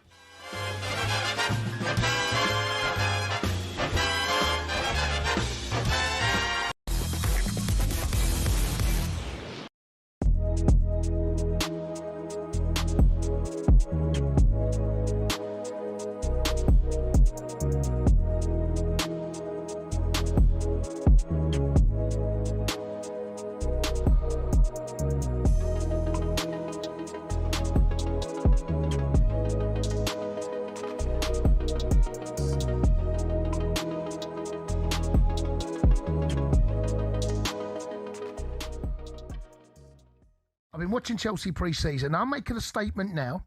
There is no reason why Chelsea cannot win this title. In fact, I'm going to say it. Chelsea win the title. Oh! Chelsea win the title. There is something about Chelsea. There is something about what we have got a cheat code. I'm not proud to say this, but we can go and win the title for a number of reasons. One, have you seen our front three? João Pedro, Morgan Rogers and Cole Palmer. Cole Palmer's at a rest. He's been absolutely flogged. João Pedro's had a rest. Our midfield, the recruitment at the back, looks like almost certainly we're going to be playing a three at the back with someone called Xabi Alonso that knows how to win a title. One game a week. We saw how beneficial that can be when Conte took over Chelsea. Went to three at the back. Chelsea win the title. History is going to repeat itself. No, I never go out on a limb and talk like this about Chelsea. I said Arsenal win the title for the last 3 seasons, and eventually they did. I'm going Chelsea. You Gooners, you should be fearful of Chelsea. Yes, you're favourites, and I get it. And you've got an unbelievable team, and you've proven why you're the title holders because you deserve it. But I've got to tell you, there's a cheat code, and that cheat code is Chelsea playing 1 game a week And we have a manager in Xabi Alonso who knows how to win a title. There are only 2 managers that can win this title that have won a title in the past, and that's Xabi Alonso and Mikel Arteta. Liverpool, new manager. Andoni Iraola doesn't know how to win a title. Spurs, De Zerbi. What's De Zerbi won? What's he won? Where's the noise? It's a noise. There we go. There we go. There you go. Carrick. What's he won? There you go. There we go.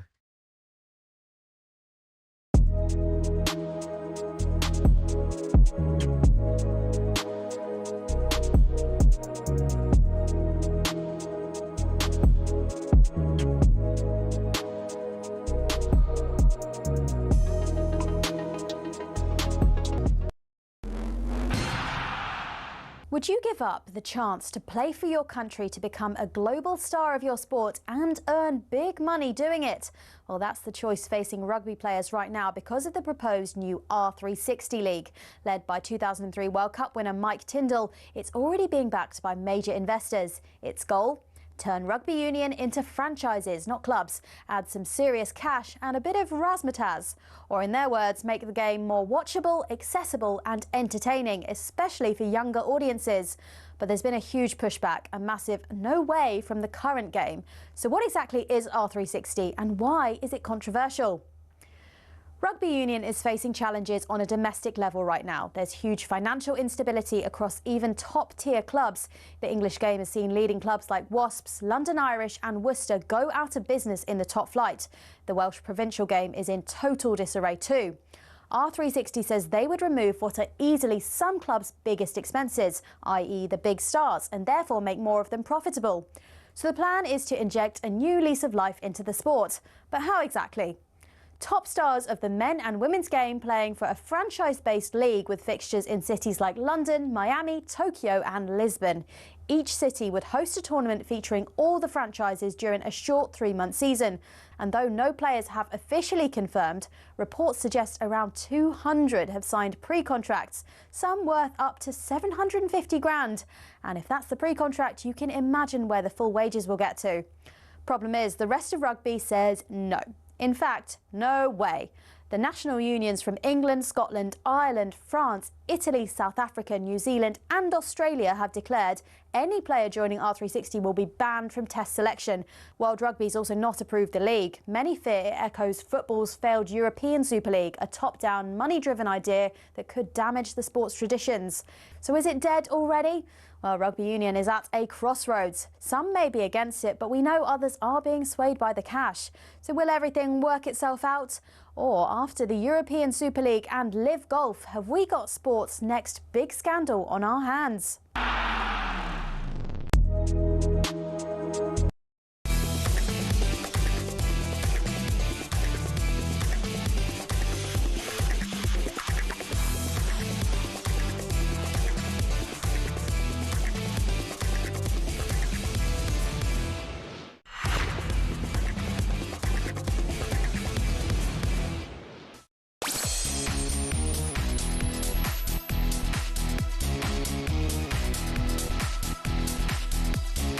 You are listening to Drive on talkSPORT. I'm Jamie Hara. Rory Jennings is alongside me. Still to come, we're going to ask, what is the world's hardest sport?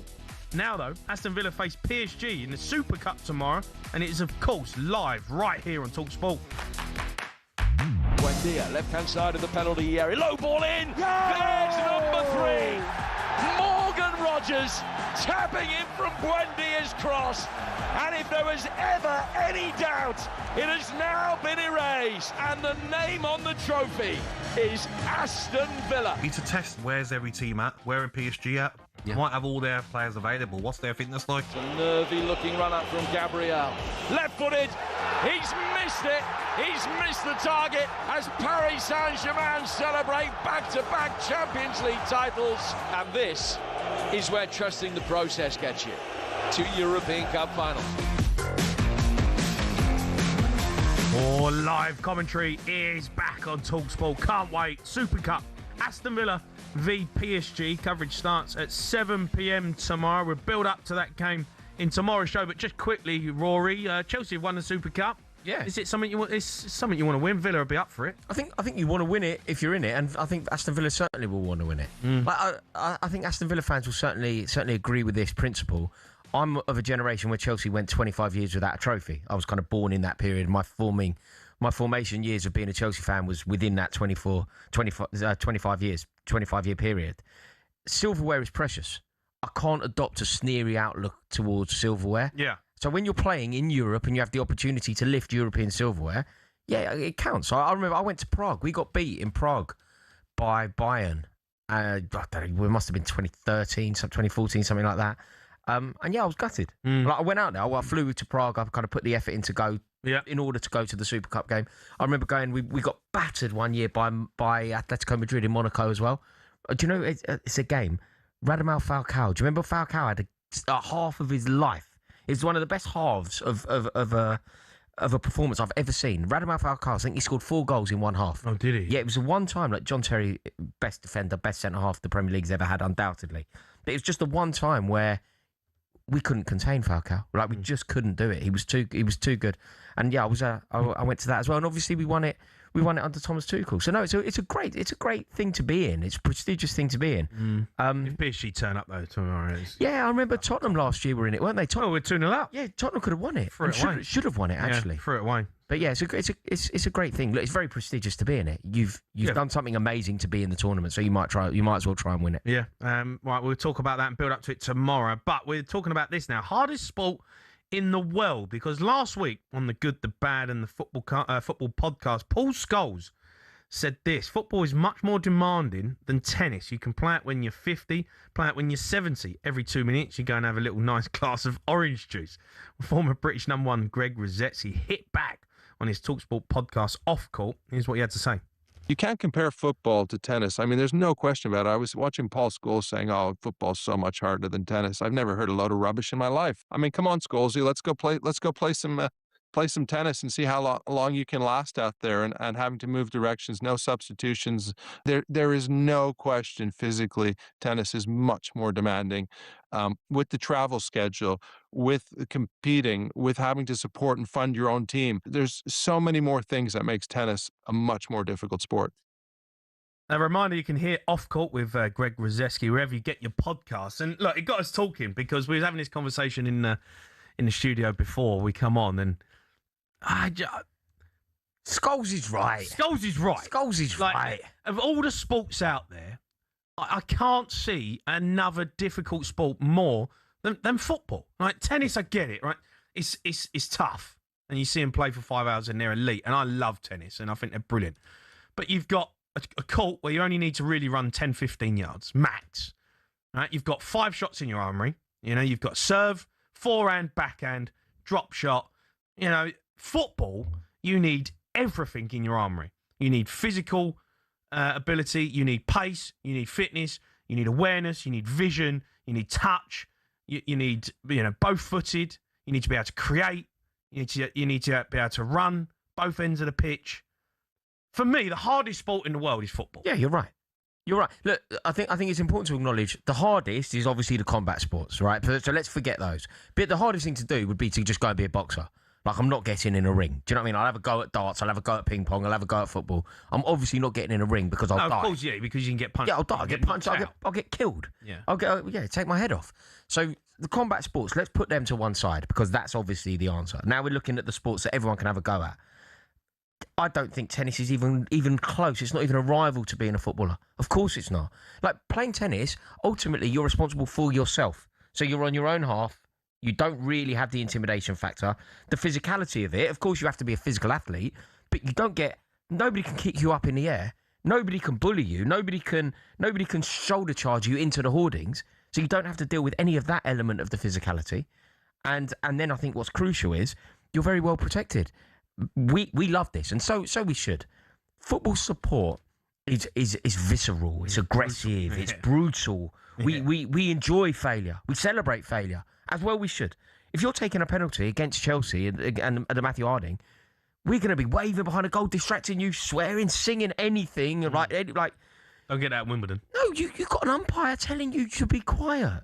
You've got an umpire saying, actually, you've distracted. The player's about to serve, and he's allowed to actually stop the serve and go, oh, sorry, I saw a little bit of movement from the stands. You are so protected.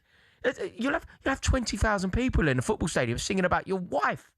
It's completely different. Yeah. Like, you are so well protected. Yeah. So no, I don't. I think. Is there any other sports out there that you would say? No, footballers are the best athletes. I think footballers, in terms of transferable skills, footballers would be the best. So, you know, if a tennis player wanted to play football, Greg Ruzetsky, I guarantee, is a rubbish footballer, right? But I reckon you would be a decent tennis player. Well, I mean, I can play tennis, but okay. I reckon Paul Scholes is a better tennis player than Greg Ruzetsky is a footballer.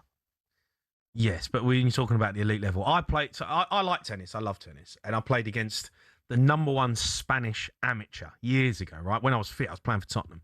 He was first team coach. He was the #1 Spanish amateur at tennis. And I thought, you know, I'm all right. I'm handy. I go down to David Lloyd, have a few games. I can knock it back. It's all right. Come on, we'll have a game. 6-0, 6-0, 6-0. Well, couldn't even get his serve. Yeah. It was outrageous. Yeah. Like, it was outrageous. Agreed. He was just Spanish amateur, right? Agreed. I completely agree. Look, so there are levels. There are levels. Tennis players are amazing, but I still think my point stands that Paul Scholes is better at tennis than Greg Ruzetsky is at football. I don't think Greg Ruzetsky could play football. If you put Greg Ruzetsky on a football pitch, he would look completely out of his depth, lost, in the way that I would. Yeah, but if you put Paul Scholes on a tennis... Not to the same degree. Not to the same degree. Against a professional, definitely, he's going to lose. He's going to lose. Of course he's going to lose. Tennis players, they're elite specimens. They're amazing at what they do. I'm not saying that. But I reckon a footballer is better at tennis than a tennis player is at football. I think footballers... I mean, look, people argue, say, golf, right? Golf is the hardest sport to master. Because you can't master it. Yeah. But it's you against the golf course. Yeah. Most of the time. Yeah. You're not competing. There's no one trying... All right, you're playing against other guys, but it's you against the guys. You know, it's only you that can beat yourself. Do you know the other thing that I think is really important to acknowledge with regard to footballers? And Premier League football is an example of this now and has been probably for the last 30 years. In order to be a professional footballer, Premier League professional footballer, you basically... There was a time where you had to play for Chelsea, you had to be the best probably in the country. Now you have to be the best in the world. Not everyone plays golf. Golf is still a very elite level sport, a very privileged sport. You haven't got access to golf courses. Yeah. Everyone is a footballer. Everyone. Every single nation, in every single possible corner of the globe, they're all footballers. So in order to be a footballer, you have to be better than basically everyone.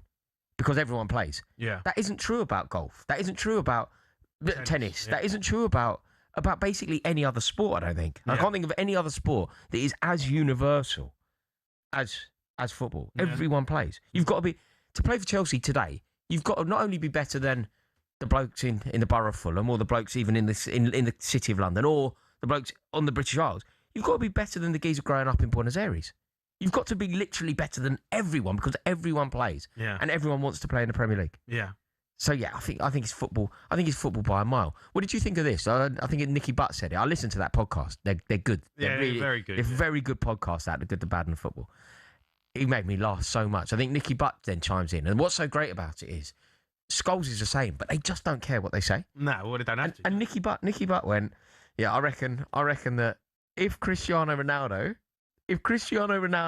wanted to, he'd win Wimbledon. Just give him a bit of time. If he got into the sport earlier, he is a good enough athlete to have those transferable skills and win Wimbledon. I kind of think it's true. Lionel Messi ain't winning Wimbledon. He wins Wimbledon if at 13 he decided to be... 5'6". What is your issue today with height? Well, mate, know your crowd. No, but you ain't... Lionel Messi ain't winning Wimbledon. It's in your head, isn't it? It's the first time you've ever been the tallest person in this room. It's the first time ever. Whoever you've done shows with before, everyone towers over you. I get it. Today he keeps banging on about height. Well, you can't... Lionel Messi's 5'7". Wimbledon, you've got to be like... You can be little and win Wimbledon, can't you? Maybe Nadal, Alcaraz, I don't know how tall they are. No, but over the years, surely. Michael Chan, he wasn't tall. About my height. Never won it. Messi ain't winning Wimbledon. Ronaldo ain't winning Wimbledon. No, but Messi would have won Wimbledon if he decided to be a professional tennis player when he was 12. 100%. Here's a quick question. 100%. I don't know if you know the answer to this. Oh, no. It's a good question. What is the hardest thing to do in terms of sport ability? 180, hole in one. 147. Yeah, 147. Do you think a 147? 100% 147. Or the perfect hat trick? 147. and actually in this exact example, I think the perfect hat-trick is probably the easiest. Not that it's not difficult. Look, we're talking about... You're saying the hardest sport in the world's football. Yeah, the hardest sport... The easiest thing the hardest sport to succeed in is football because of the competition, because of the physicality or whatever. But once you are an elite level player, every player can score a header. Every player's capable. Every Premier League player is capable of scoring a header, scoring with his left foot, scoring with his right foot. To do it all in the same game is amazing. Don't get me wrong. Jimmy Floyd Hasselbank against Tottenham. I have to bring that up. You brought up the perfect hat-trick. I have no option now but to talk about beating Tottenham 4-0 twice in 3 days and Jimmy Floyd Hasselbank scoring a perfect hat-trick. Thank you. But I do think that the 147 is a joke. It's a joke. I couldn't do that ever. No. Look, I'm never going to score a Premier League hat-trick. I know that as well. No. But the Premier League footballers can.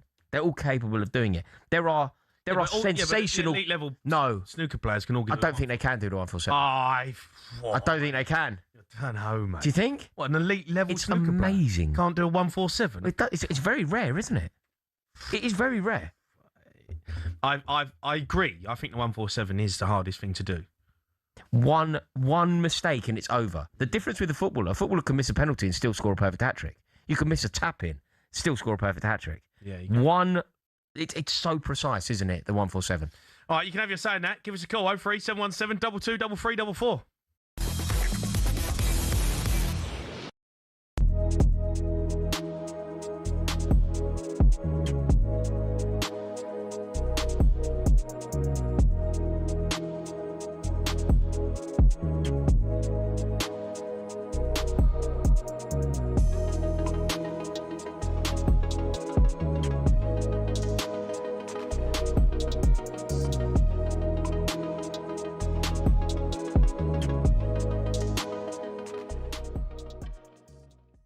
We don't know. Because, do you know what I'm not buying, Gabby? I'm not buying this whole, Victor would have been a problem. I don't know if we would have been Vinny would have taken the number 7 shirt, would he? No. We don't know. I don't think that, but like Vinny Jr.'s character, like he's coming to Arsenal, he wants Ballon d'Ors, do you know what I mean? Like, what's wrong with that? No, but I'm saying, and also he's coming in on a lot more money than other players. If you're Saka and Rice and Ryan and Gabriel and Saliba, and he's coming in, triple what you're earning, massive causes. Well, if you've won a couple of Champions Leagues, right, and the league is running out your ears, then yeah. As far as the other players are concerned, that doesn't matter. Why not? Why does that not matter? They're the players who just won you the Premier League. But that's the player. But that's the marquee signing. Bruno G cannot be our marquee signing. He can't. We need a statement signing. That's what I would like. You don't need a statement signing. You don't need any particular signing. You'll win this Premier League without it. And people will say, strengthen from a position of strength. Well, just ask Liverpool fans what happened when they won the league, and they strengthened with people like Alexander Isak and Florian Wirtz. Do you know what my issue is that I do think we're going to win the league this year, and I think we're stronger. But I think of the fact that when you're in these kind of positions, like a Man City were when they first won the league, when they beat United on goal difference, you have to capitalise. You have to know that your future depends on this 2, 3, 4 year period.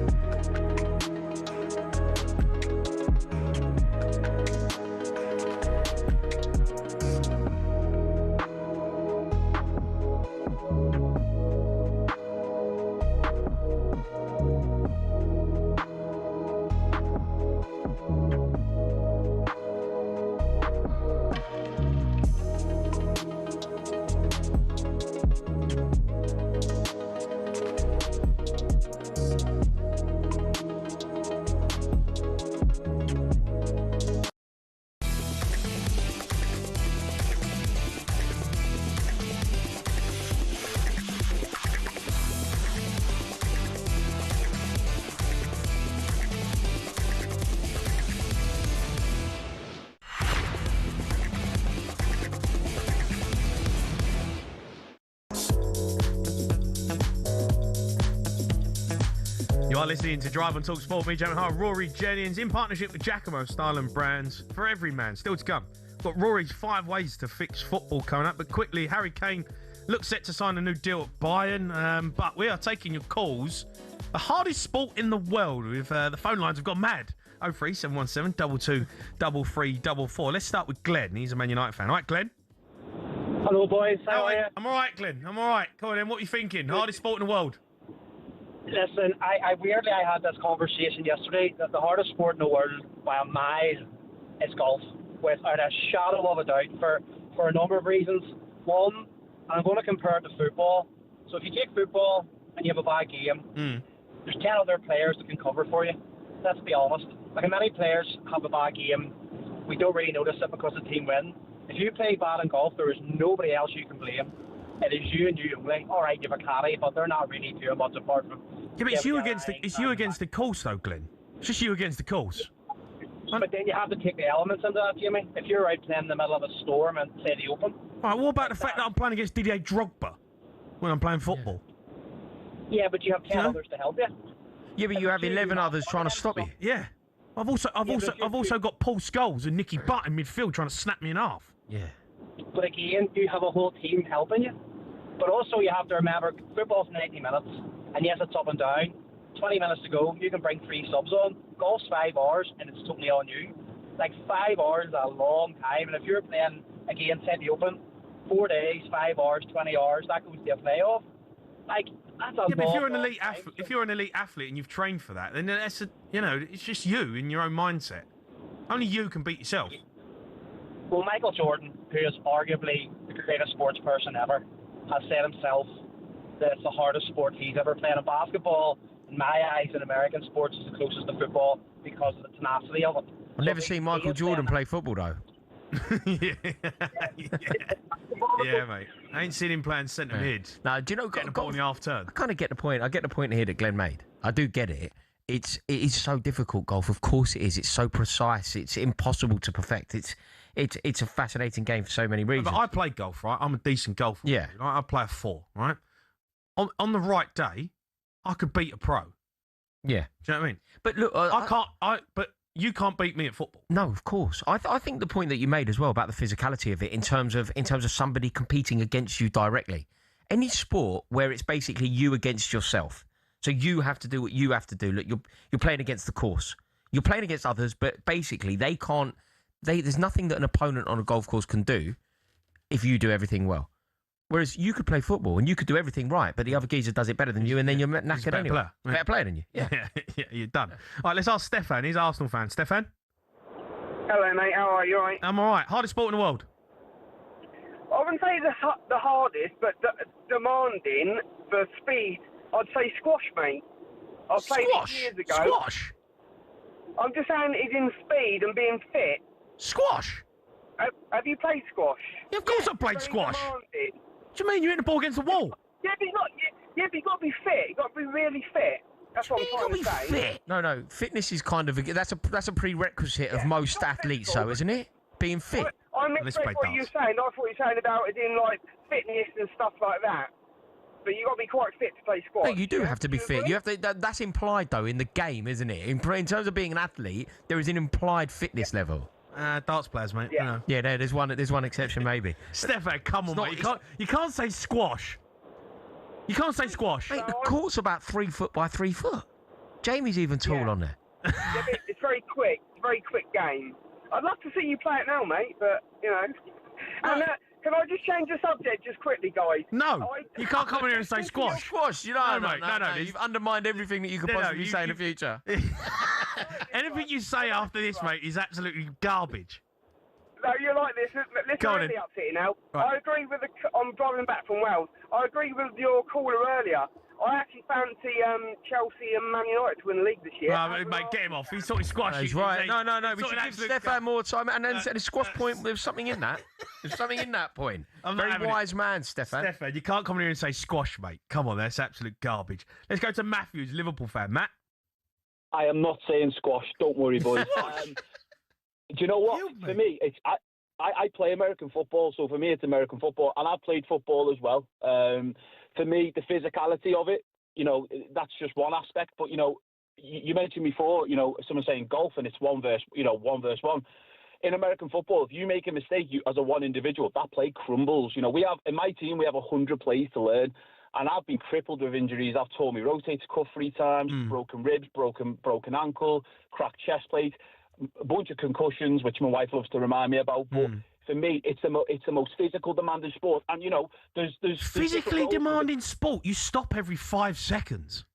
Mate, if you want to come down and pad up, and you will go home and rethink your life after it, is brutal. Okay, I know, I get it. I get it. Physically, you got to be a bit of a beast. I get that. But in terms of being the hardest sport in the world, that's absolute rubbish. No, I'm going to disagree with you. I'm going to disagree. No, you can't say American football's the hardest sport in the world. You can literally be 500 pounds and just stand there and block. That's your job. That's it. That's all you do. No, we definitely don't. There's more to that than the case. I would recommend giving it a go. Don't get me wrong. I'd love Gabby to come and try out and be an O-line. He's a big enough lad for it. But it's the physicality. It's the tactical element of it. It's the explosiveness. You think it's harder than football, Matt? You think it's harder than football? Yeah, 100%. Physically demanding over 90 minutes, end to end. I'll tell you this as an argument, okay? You mentioned tennis before. I'd go have a game of tennis with my wife. Yeah. I'd go around to the park and I'd kick the football with my wife. Yeah. I'd absolutely love to tackle my wife, but she wouldn't. She's not into a lot of that. You wouldn't do that with the American football. Don't get me wrong. We have a big in-depth squad. Like 80 players. Kind of reminds me of the amount of people. You got 80 players. 3 years. 80 players you have. But it's the most explosive sport, and you know what? It's a brilliant sport. Best sport in the world to me. I love it. Well, listen, I love the NFL. It's great. I love watching it. But who's your team? Patriots. Oh God. Yeah. No, don't ask. Long story. But I'm not having it as a hardest sport in the world. It's only big in America. It's big over here. We've got a Premier League, a Div 1, a Div 2. There's a ladies' league. Anyone can join a league up and down the UK. There's teams in London. There's teams in Scotland. There's teams all over the place. There's a European league with 2 London-based teams. That's a professional league. There's a flag leagues that have gone massive because of the Olympics. So it is a league that anyone can join up and down the UK. You can look on the BAFA website and join. So it is a massive, massive league.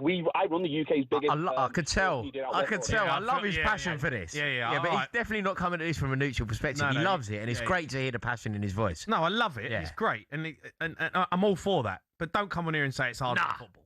Nah, it ain't harder than football, mate. I mean, you call it football. He had a pop at the geezer who said squash. I'm not sure it's. Mate, they take one snap, they throw it, and then they stop. For like 2 minutes. Start game in the world. Then a load of them go off and another load come on. Yeah, special teams come on. Special teams. We kick it back to them. I go and you kick it back because we ain't good enough to score. Do you know what I mean? So you can have it back and you have a go at us. Well, you are a bad load of guff. Right, let's move on before we squash. That's a killer. Squash. Yeah. It's not squash. Squash is hard. Squash really hard, but it's not the hardest sport in the world, is it? Badminton. It's a tough sport, that. Badminton is possibly the easiest. Badminton badminton and ping pong are the 2 sports that you can pick up and just play, right? You can just have a go. Yeah. I had a spa break. Yeah. There was a ping pong table. Yeah. Me and my missus, she's not sporty. I was like, let's have a game of ping pong. Yeah. We did. Yeah. Smashed her. Smashed her. All right, that's time for this. Right, I'll get this one right, James. Right, better no Googling. We want to know which 2 players have missed the most penalties in Premier League history. The answer to that, so much more, coming up on Drive on talkSPORT.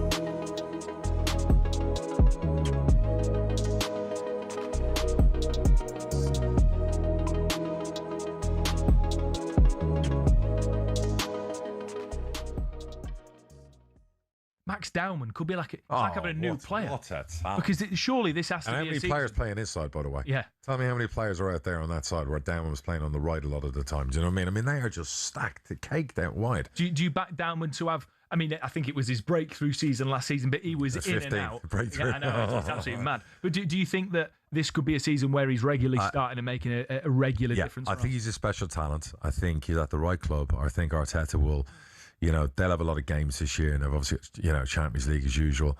You'll see him more this season than last season.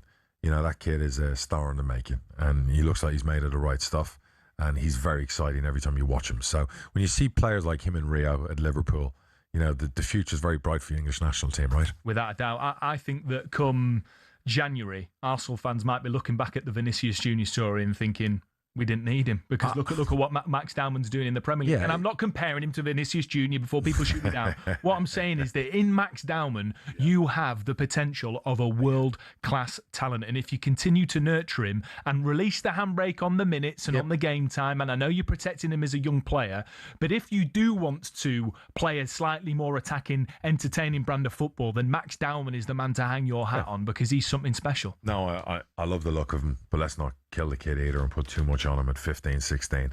But they're stacked. I mean, I know everyone's worried about the left side, Martinelli, obviously Trossard's now gone, and all those things, but I still look across their forward line and go, Arsenal could win the league again with what they've got.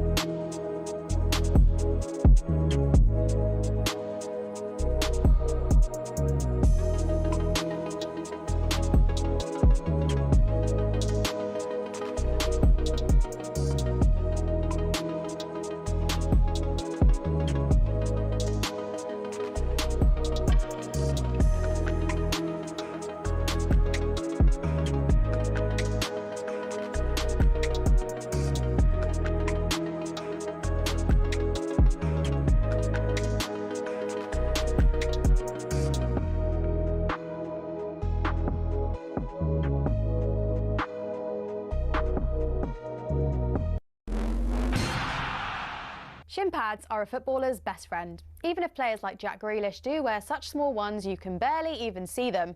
But what's the story with shin pads, and are there actually any rules on how big they should be? It all started with cricket, actually. Cricketers had been wearing shin pads since the 1700s. It was thanks to this guy that shin protection made its way over to football. Meet Samuel Widdowson. He was a cricketer and a footballer. He played for Nottingham Forest back in the late 1800s, and he wanted a way to protect his legs from nasty tackles. Naturally, his mind drifted to his other favourite sport, where players had been wearing these pads for a century. Story goes, Widdowson cut up his cricket pads and popped them on before taking to the footy pitch. His Nottingham Forest team then began wearing them from 1887, and the first known use of them in a match was in 1894, in a match between Newcastle and the then Woolwich Arsenal. Eventually, FIFA clocked on that this kind of protection was pretty important for footballers. And so, in 1990, basically 100 years after Widdowson first put them on, shin pads were made compulsory. It became part of Law 4 of IFAB. That's the body responsible for setting the laws of the game internationally. But the law doesn't actually specify anything about measurements of shin pads. It just says they must be made of a suitable material and be of an appropriate size to provide reasonable protection. It's really vague, even though there have been calls for it to be changed. But for now, that's why Grealish and co can still get away with these ones, which are no bigger than a credit card and which seem to offer little to no protection whatsoever.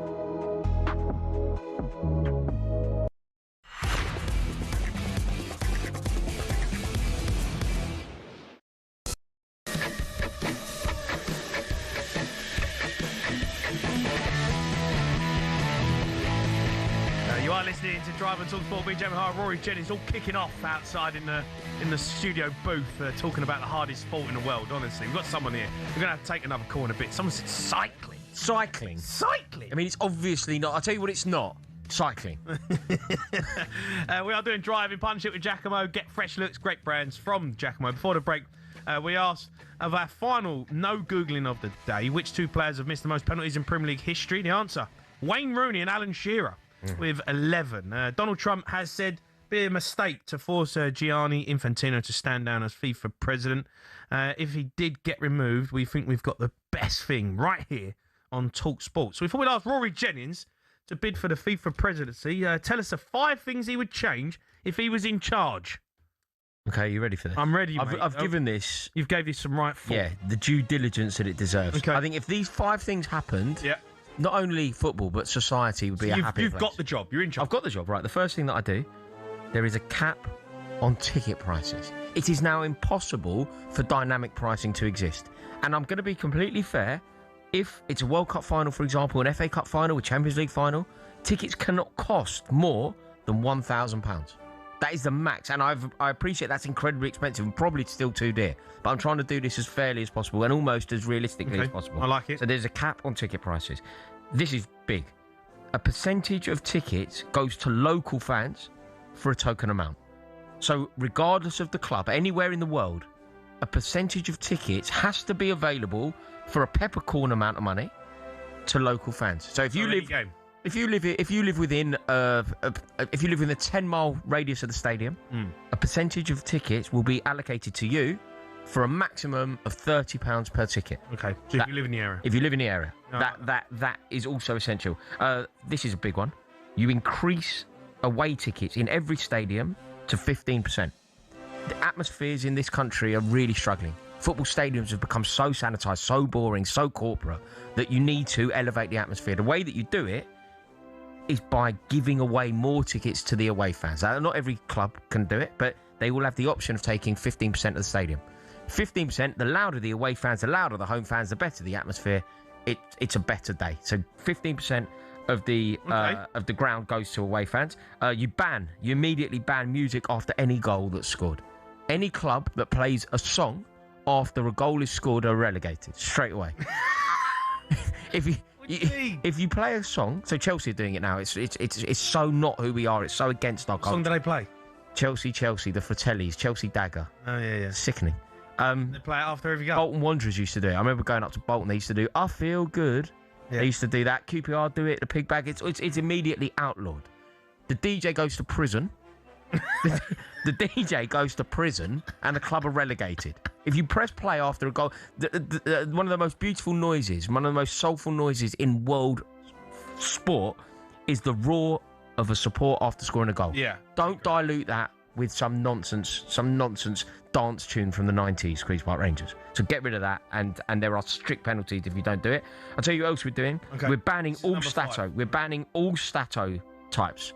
Anyone that bases their footballing opinions not from playing the game, not from going to the game, from stats, from computers. Assists. Yeah, if you want to talk about anything like that, you know, when people talk about stats, talk about progressive passes, talk about pie charts, talk about anything like that, that is all immediately banned. As is, and it's the same person that does it. It's not stat no more. It's not allowed. I'm not interested in your. I'm not interested. You can use stats to enhance your opinion, but you can't form your opinion off stats. So you can't like a player because of his track record, and you tell me how many forward passes he makes per game, how many progressive passes he makes per game, and then we're getting rid of all that nonsense. He breaks the lines with this amount of passes. We're getting rid of all those new names for positions. You're not a Regis Star anymore. You're not a Regis Star. You're not an inside. You're not what is it now? What's the other one? What's that position that they've sort of created recently? Jorginho, for example, was a Regis Star. No, he's a holding midfielder. Right? That's what it is. It's not tiki-taka, it's give and go.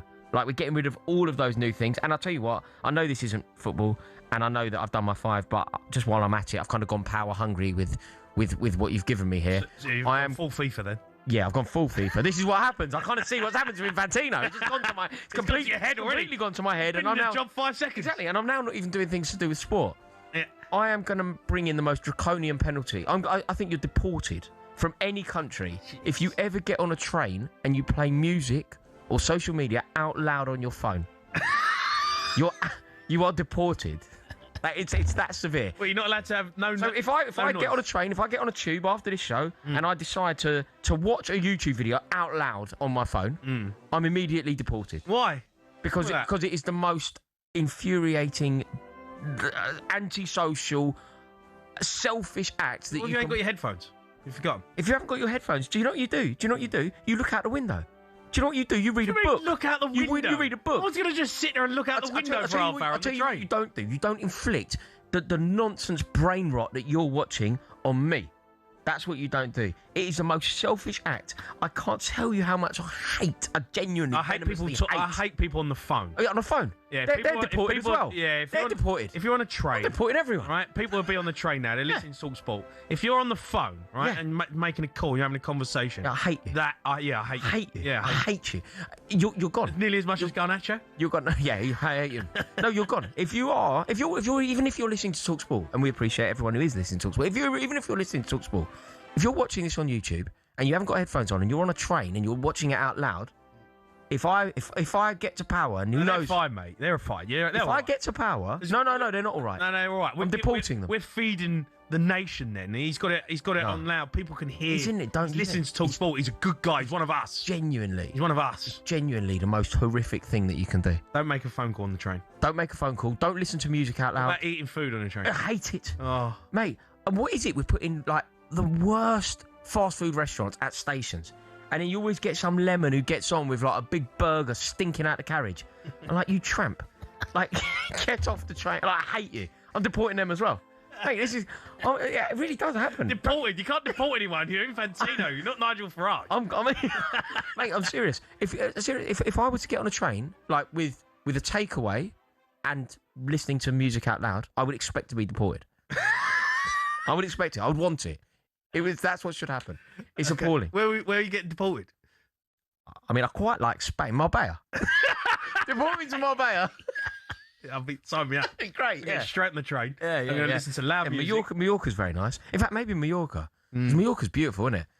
Yeah, deport me to Mallorca if I listen to music out loud. Oh, mate. There's we said a 5-point plan, but it's turned into a 7, 8, 9 point. Power hungry, like Infantino. Well, that's exactly. You've had the job, you've had the role, 5 minutes, and all of a sudden you're the Prime Minister. Yeah. Maybe I should be. Do you think I could run for public office? You're a good talker. You're full of crap, so yeah, probably. Yeah. That'd be perfect. Perfect for the job. Give him the job. He's full of crap. Oh, dear. Right, let's take a call. Jason, the Liverpool fan, he's talking about hardest sport in the world. He's phoned us up. Right, Jace? Hello, Jamie. How are you, Jason? Good? Great to hear you back. Thank you, even though I'm a Liverpool supporter, I actually do think Spurs are back. We are back, mate. We're back. We'll see. Yeah, we'll see. And as for all the guff from Cundy and Rory, yes, hello, Rory. Hello, sir. See you again. After Go on, hardest sport in the world, Jace. Go on. What are you saying? Hardest sport in the world. You two, you were both top pros. I know Dino said sometimes you had a fridge on your back, but you were both top pros. Do you think either of you could have done just one stage of the Tour de France? I've done really well here because he thinks I'm a professional footballer.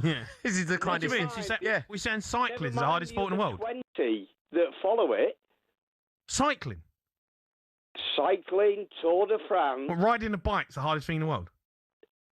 By a mile. Have you seen what they go through? The endurance, the speed that they travel. It's not a hard sport. They're very fit. The stamina is unreal. It's not the hardest thing to do, though, is it? Oh, by a mile. No, it's not, mate. It's not. Have you seen the skill? I could jump on a line bike now. Skill?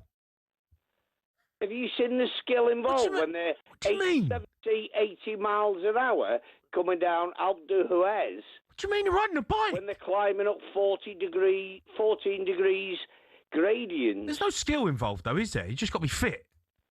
No, it's a lot more than fitness. Did you say 80 miles an hour on a bike? You've got to do it every single day for 21 days. Jason, I think if they were going at 80 miles an hour on a bike, you might be right. But I don't think that's accurate. No, they do. When they're going 80? On the downhill sections. It's like what? They could be going up the M1 and breaking the limit. Your camera goes off. Down the Gonna get M1, flashed on the M1. Down the M1, yes. I don't know, mate. You know more about this than me, but I'd be very surprised if they're actually going at 80 miles an hour on a Have you bike. watched it? Sir Mark Cavendish, who is now the record holder for the most stage wins. No, they're amazing athletes. but he Amazing has athletes. Retired. But they're You're riding talking a, about but they're elite. riding a bike, Chase. Have you seen what they put their bodies through to even complete? Yeah, no, the stamina. The stamina is unreal, but the skill is not. No, the skill is even more unreal because without the skill, you never complete it. That's why but Jace, so many don't But complete Jace, it. Mark Cavendish couldn't go and play 90 minutes of football, could he? Yeah, he could. No, but he couldn't. He couldn't play. Oh, He yeah, couldn't. he can. But I could dedicate you, 5 years to get fit. He'd beat you, and I midfield could with your fridge on your potentially back. ride a bike. He would. I'm sorry, Mark Cavendish. Bear in mind, you're talking about the person with the most stage wins ever that broke Eddie Merckx's record, and you're saying, well, he couldn't kick a ball.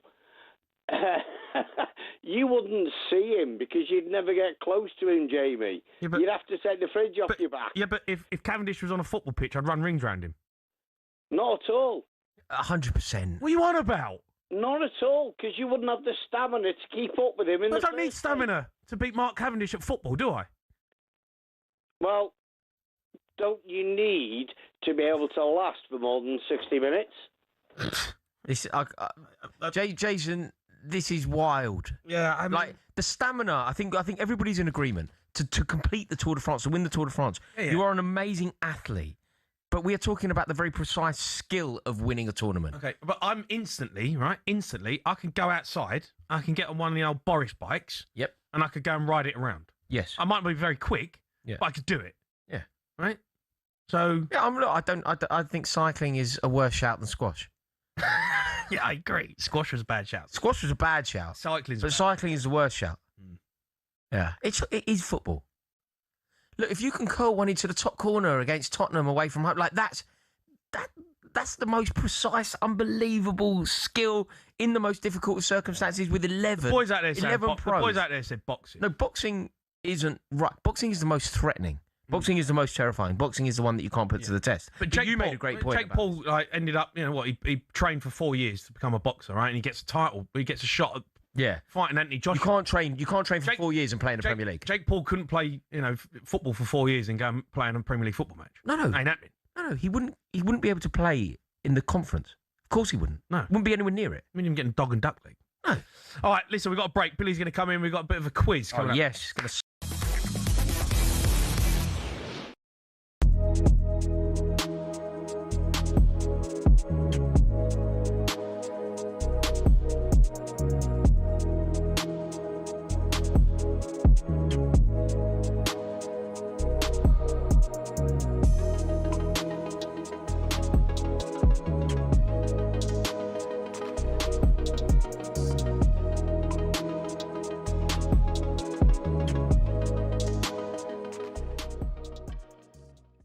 What's going on, mate? You got Big Champions players League come to big football. You're football clubs. selling your best players. Absolute shambles. The financial fair play rule. No, Spurs off. You're not Spurs. Can we put some concerts in your stadium? Well, look, you dig me out all the time last season about Spurs and Beyonce this and Beyonce that. Now it's helped you? Yeah, mate, we got the money. We got the cash. Yeah. Don't make me laugh. You're selling Morgan Rogers. We got no choice. 70 mil. We got no choice. You got Champions League football. What can you do, though, if the rules say you have to sell? Do you know what I mean? You have to sell? You should be banned from the Champions League. Okay, but You should be banned. Okay. You sold Tillmans. You sold Morgan Rogers. Constance wants to leave. You can't sell your three best players and then expect to be in the Champions League. You should be kicked out. We've signed some very good players as well. Manzambi from, what's funny? Manzambi, star, Swiss international at 20 years of age. Yeah. We've signed João Gomez from Wolves. Scored a fantastic goal the other night against Bayern Munich. He toe-poked it, Jamie, into the corner.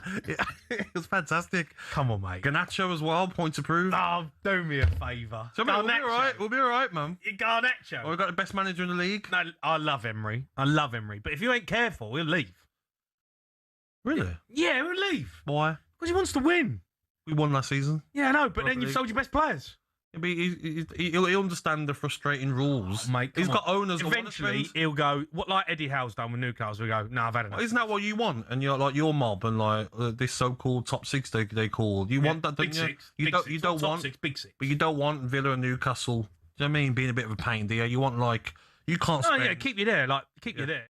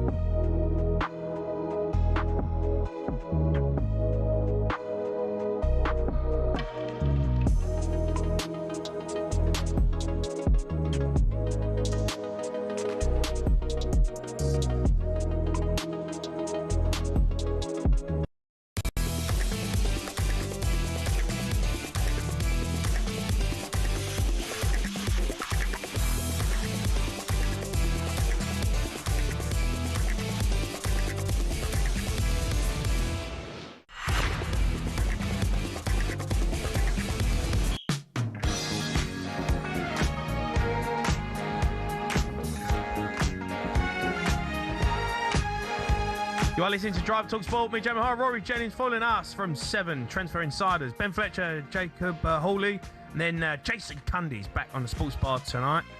He's going to be alongside Colton Cole. Right now, it's time for this. I can be your hero, baby. Here he is. How are you, Bill? Evening, lads. How are we? I'm all right, mate. Well, you? Great show. Very funny show. I just checked the top speed ever in the Tour de France, by the way. Go on. 81 miles an hour. Oh, he was right. He was right. Sorry, mate. Maybe cycling could be the answer. Yeah, but I could do 80 mile an hour on a bike. You know what I mean? I might die. Yeah, I might die, but I could do it. Shoot you out of a cannon. Yeah, it was down a hill. I mean, Yeah. they're not getting up to 81 miles an hour. Also, that's the bike, isn't it? What's he doing? Yeah.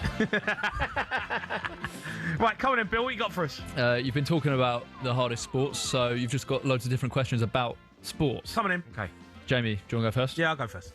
F1 is a sport which has become big in the last few years. What is the longest ever traffic jam, though, in the world? Longest ever traffic jam? Oh. How can you not know I think this is in China. Do you want some options? Yeah, go on. 19 hours, 4.5 days, 12 days. How do you know it was in China? I just have a feeling it was like ridiculously. I'm going to go 12 days. It was 12 days on the China National Highway. Oh my God. See, that's good knowledge. Oh my from me, God, man. O'Hara, I'm I've got- so sorry for doubting you. Yeah, don't doubt me, mate. Wow. 60 miles long. Yeah, 12-day traffic jam. 12-day traffic jam in China. You'd give up, wouldn't you? I'd give up. Go Yeah, on. I'll turn around. I'd do a quick Yui. Yeah, but you can't turn around. Quick Yui, mate. What if you're in it? Yeah. You know, like when you go, you go past the turn off, and then all of a sudden the cars stop, and you're like, that's it, that's it. There for 12 Stuck. days. I'm stuck. Rory, Yes. some people love extreme sports like mountain climbing. Yes. What's the world record for the most times climbing Mount Everest by a single person? Same geezer climbed it. I think the same geezer climbed it. He give me options. Yep. 9, 18, 32. He definitely did it 32 times. Same fella. He did. Yeah. Did it back in May for the 32nd time. Yeah, I mean, you got to get a grip there, haven't you? Like, slow down, mate. It just becomes easy in the end, doesn't it? Yeah, just stop doing it. Also, how many Sherpas and all that are you like, come on, just stop climbing that. Jamie, longest time doing keepy ups non-stop. Ooh. I feel like this is quite a lot. Give me options. 7.5 hours, Yeah. 17 hours, 28 hours. Oh, no. I'm going to go 28 hours. Never. It's 28. Never. Yeah, it is, yeah. Do you think, how many could you, do you think you could do? 1,000 easy, and then I get bored. Yeah, it's the boredom, isn't it? That's the thing. This is a like test of endurance. Yeah, it's boring. God, we get them all right. Rory, world record for the longest ever plank. The longest ever plank? Yeah. How long could you hold a plank for? 4 hours, 1 minute. I mean, how old are you? You're 41. You've been in plank that long. 41-year plank. 4 hours, 9 hours, 13 hours. I think somebody held a plank for 13 hours. Just the 9 hours? 9, loser. Quite beatable, that, isn't it? Yeah. When I throw the head kick, Dunno, baby, mate. you run. 9 hours. Do you want one more? Closest Yeah, go wins. on. Winner takes all. Okay, winner takes all. Well, I'm winning. No, winner takes all. Bill's word is final. Yeah. The longest ever tennis rally in a professional match. I've got it in time or shots, whatever you prefer. Shots. Go on then. How many shots? Shots. 56, I reckon. No, I'm going to go way more than that. I say shots. Yeah. No, 65. 643. What? Lasted 29 minutes. They must have been rubbish. 600 shots. What are you doing, playing patacake? I watched some of it on TikTok the other day. I got bored after about 3 minutes. But they just kept knocking it back to each other. Yeah. Do you think they were in it for the record? No, it was a professional game. You can't have been trying to beat the other person. Yeah, I'm sorry. You For can't have half an hour. You can't have a rally of 600 shots. They did. 643. Someone's in the end is going to go, right, I've had enough, I'm going for it. Yeah. No. Well, someone did in the end after half 29 hour. minutes. No, that's just pathetic. That's a training friendly. Yeah. Yeah. Well done, lads. All right, you've been listening to Drive on talkSPORT. Me, Jeremy Hard, Rory Jennings. We're back tomorrow afternoon. Me and Rory from 4 going to build up Villa against PSG in the Super Cup. Don't go anywhere though. Up next, Transfer Insiders, Ben Fletcher and Jacob Hawley. Oh, West End girls, love that. Good.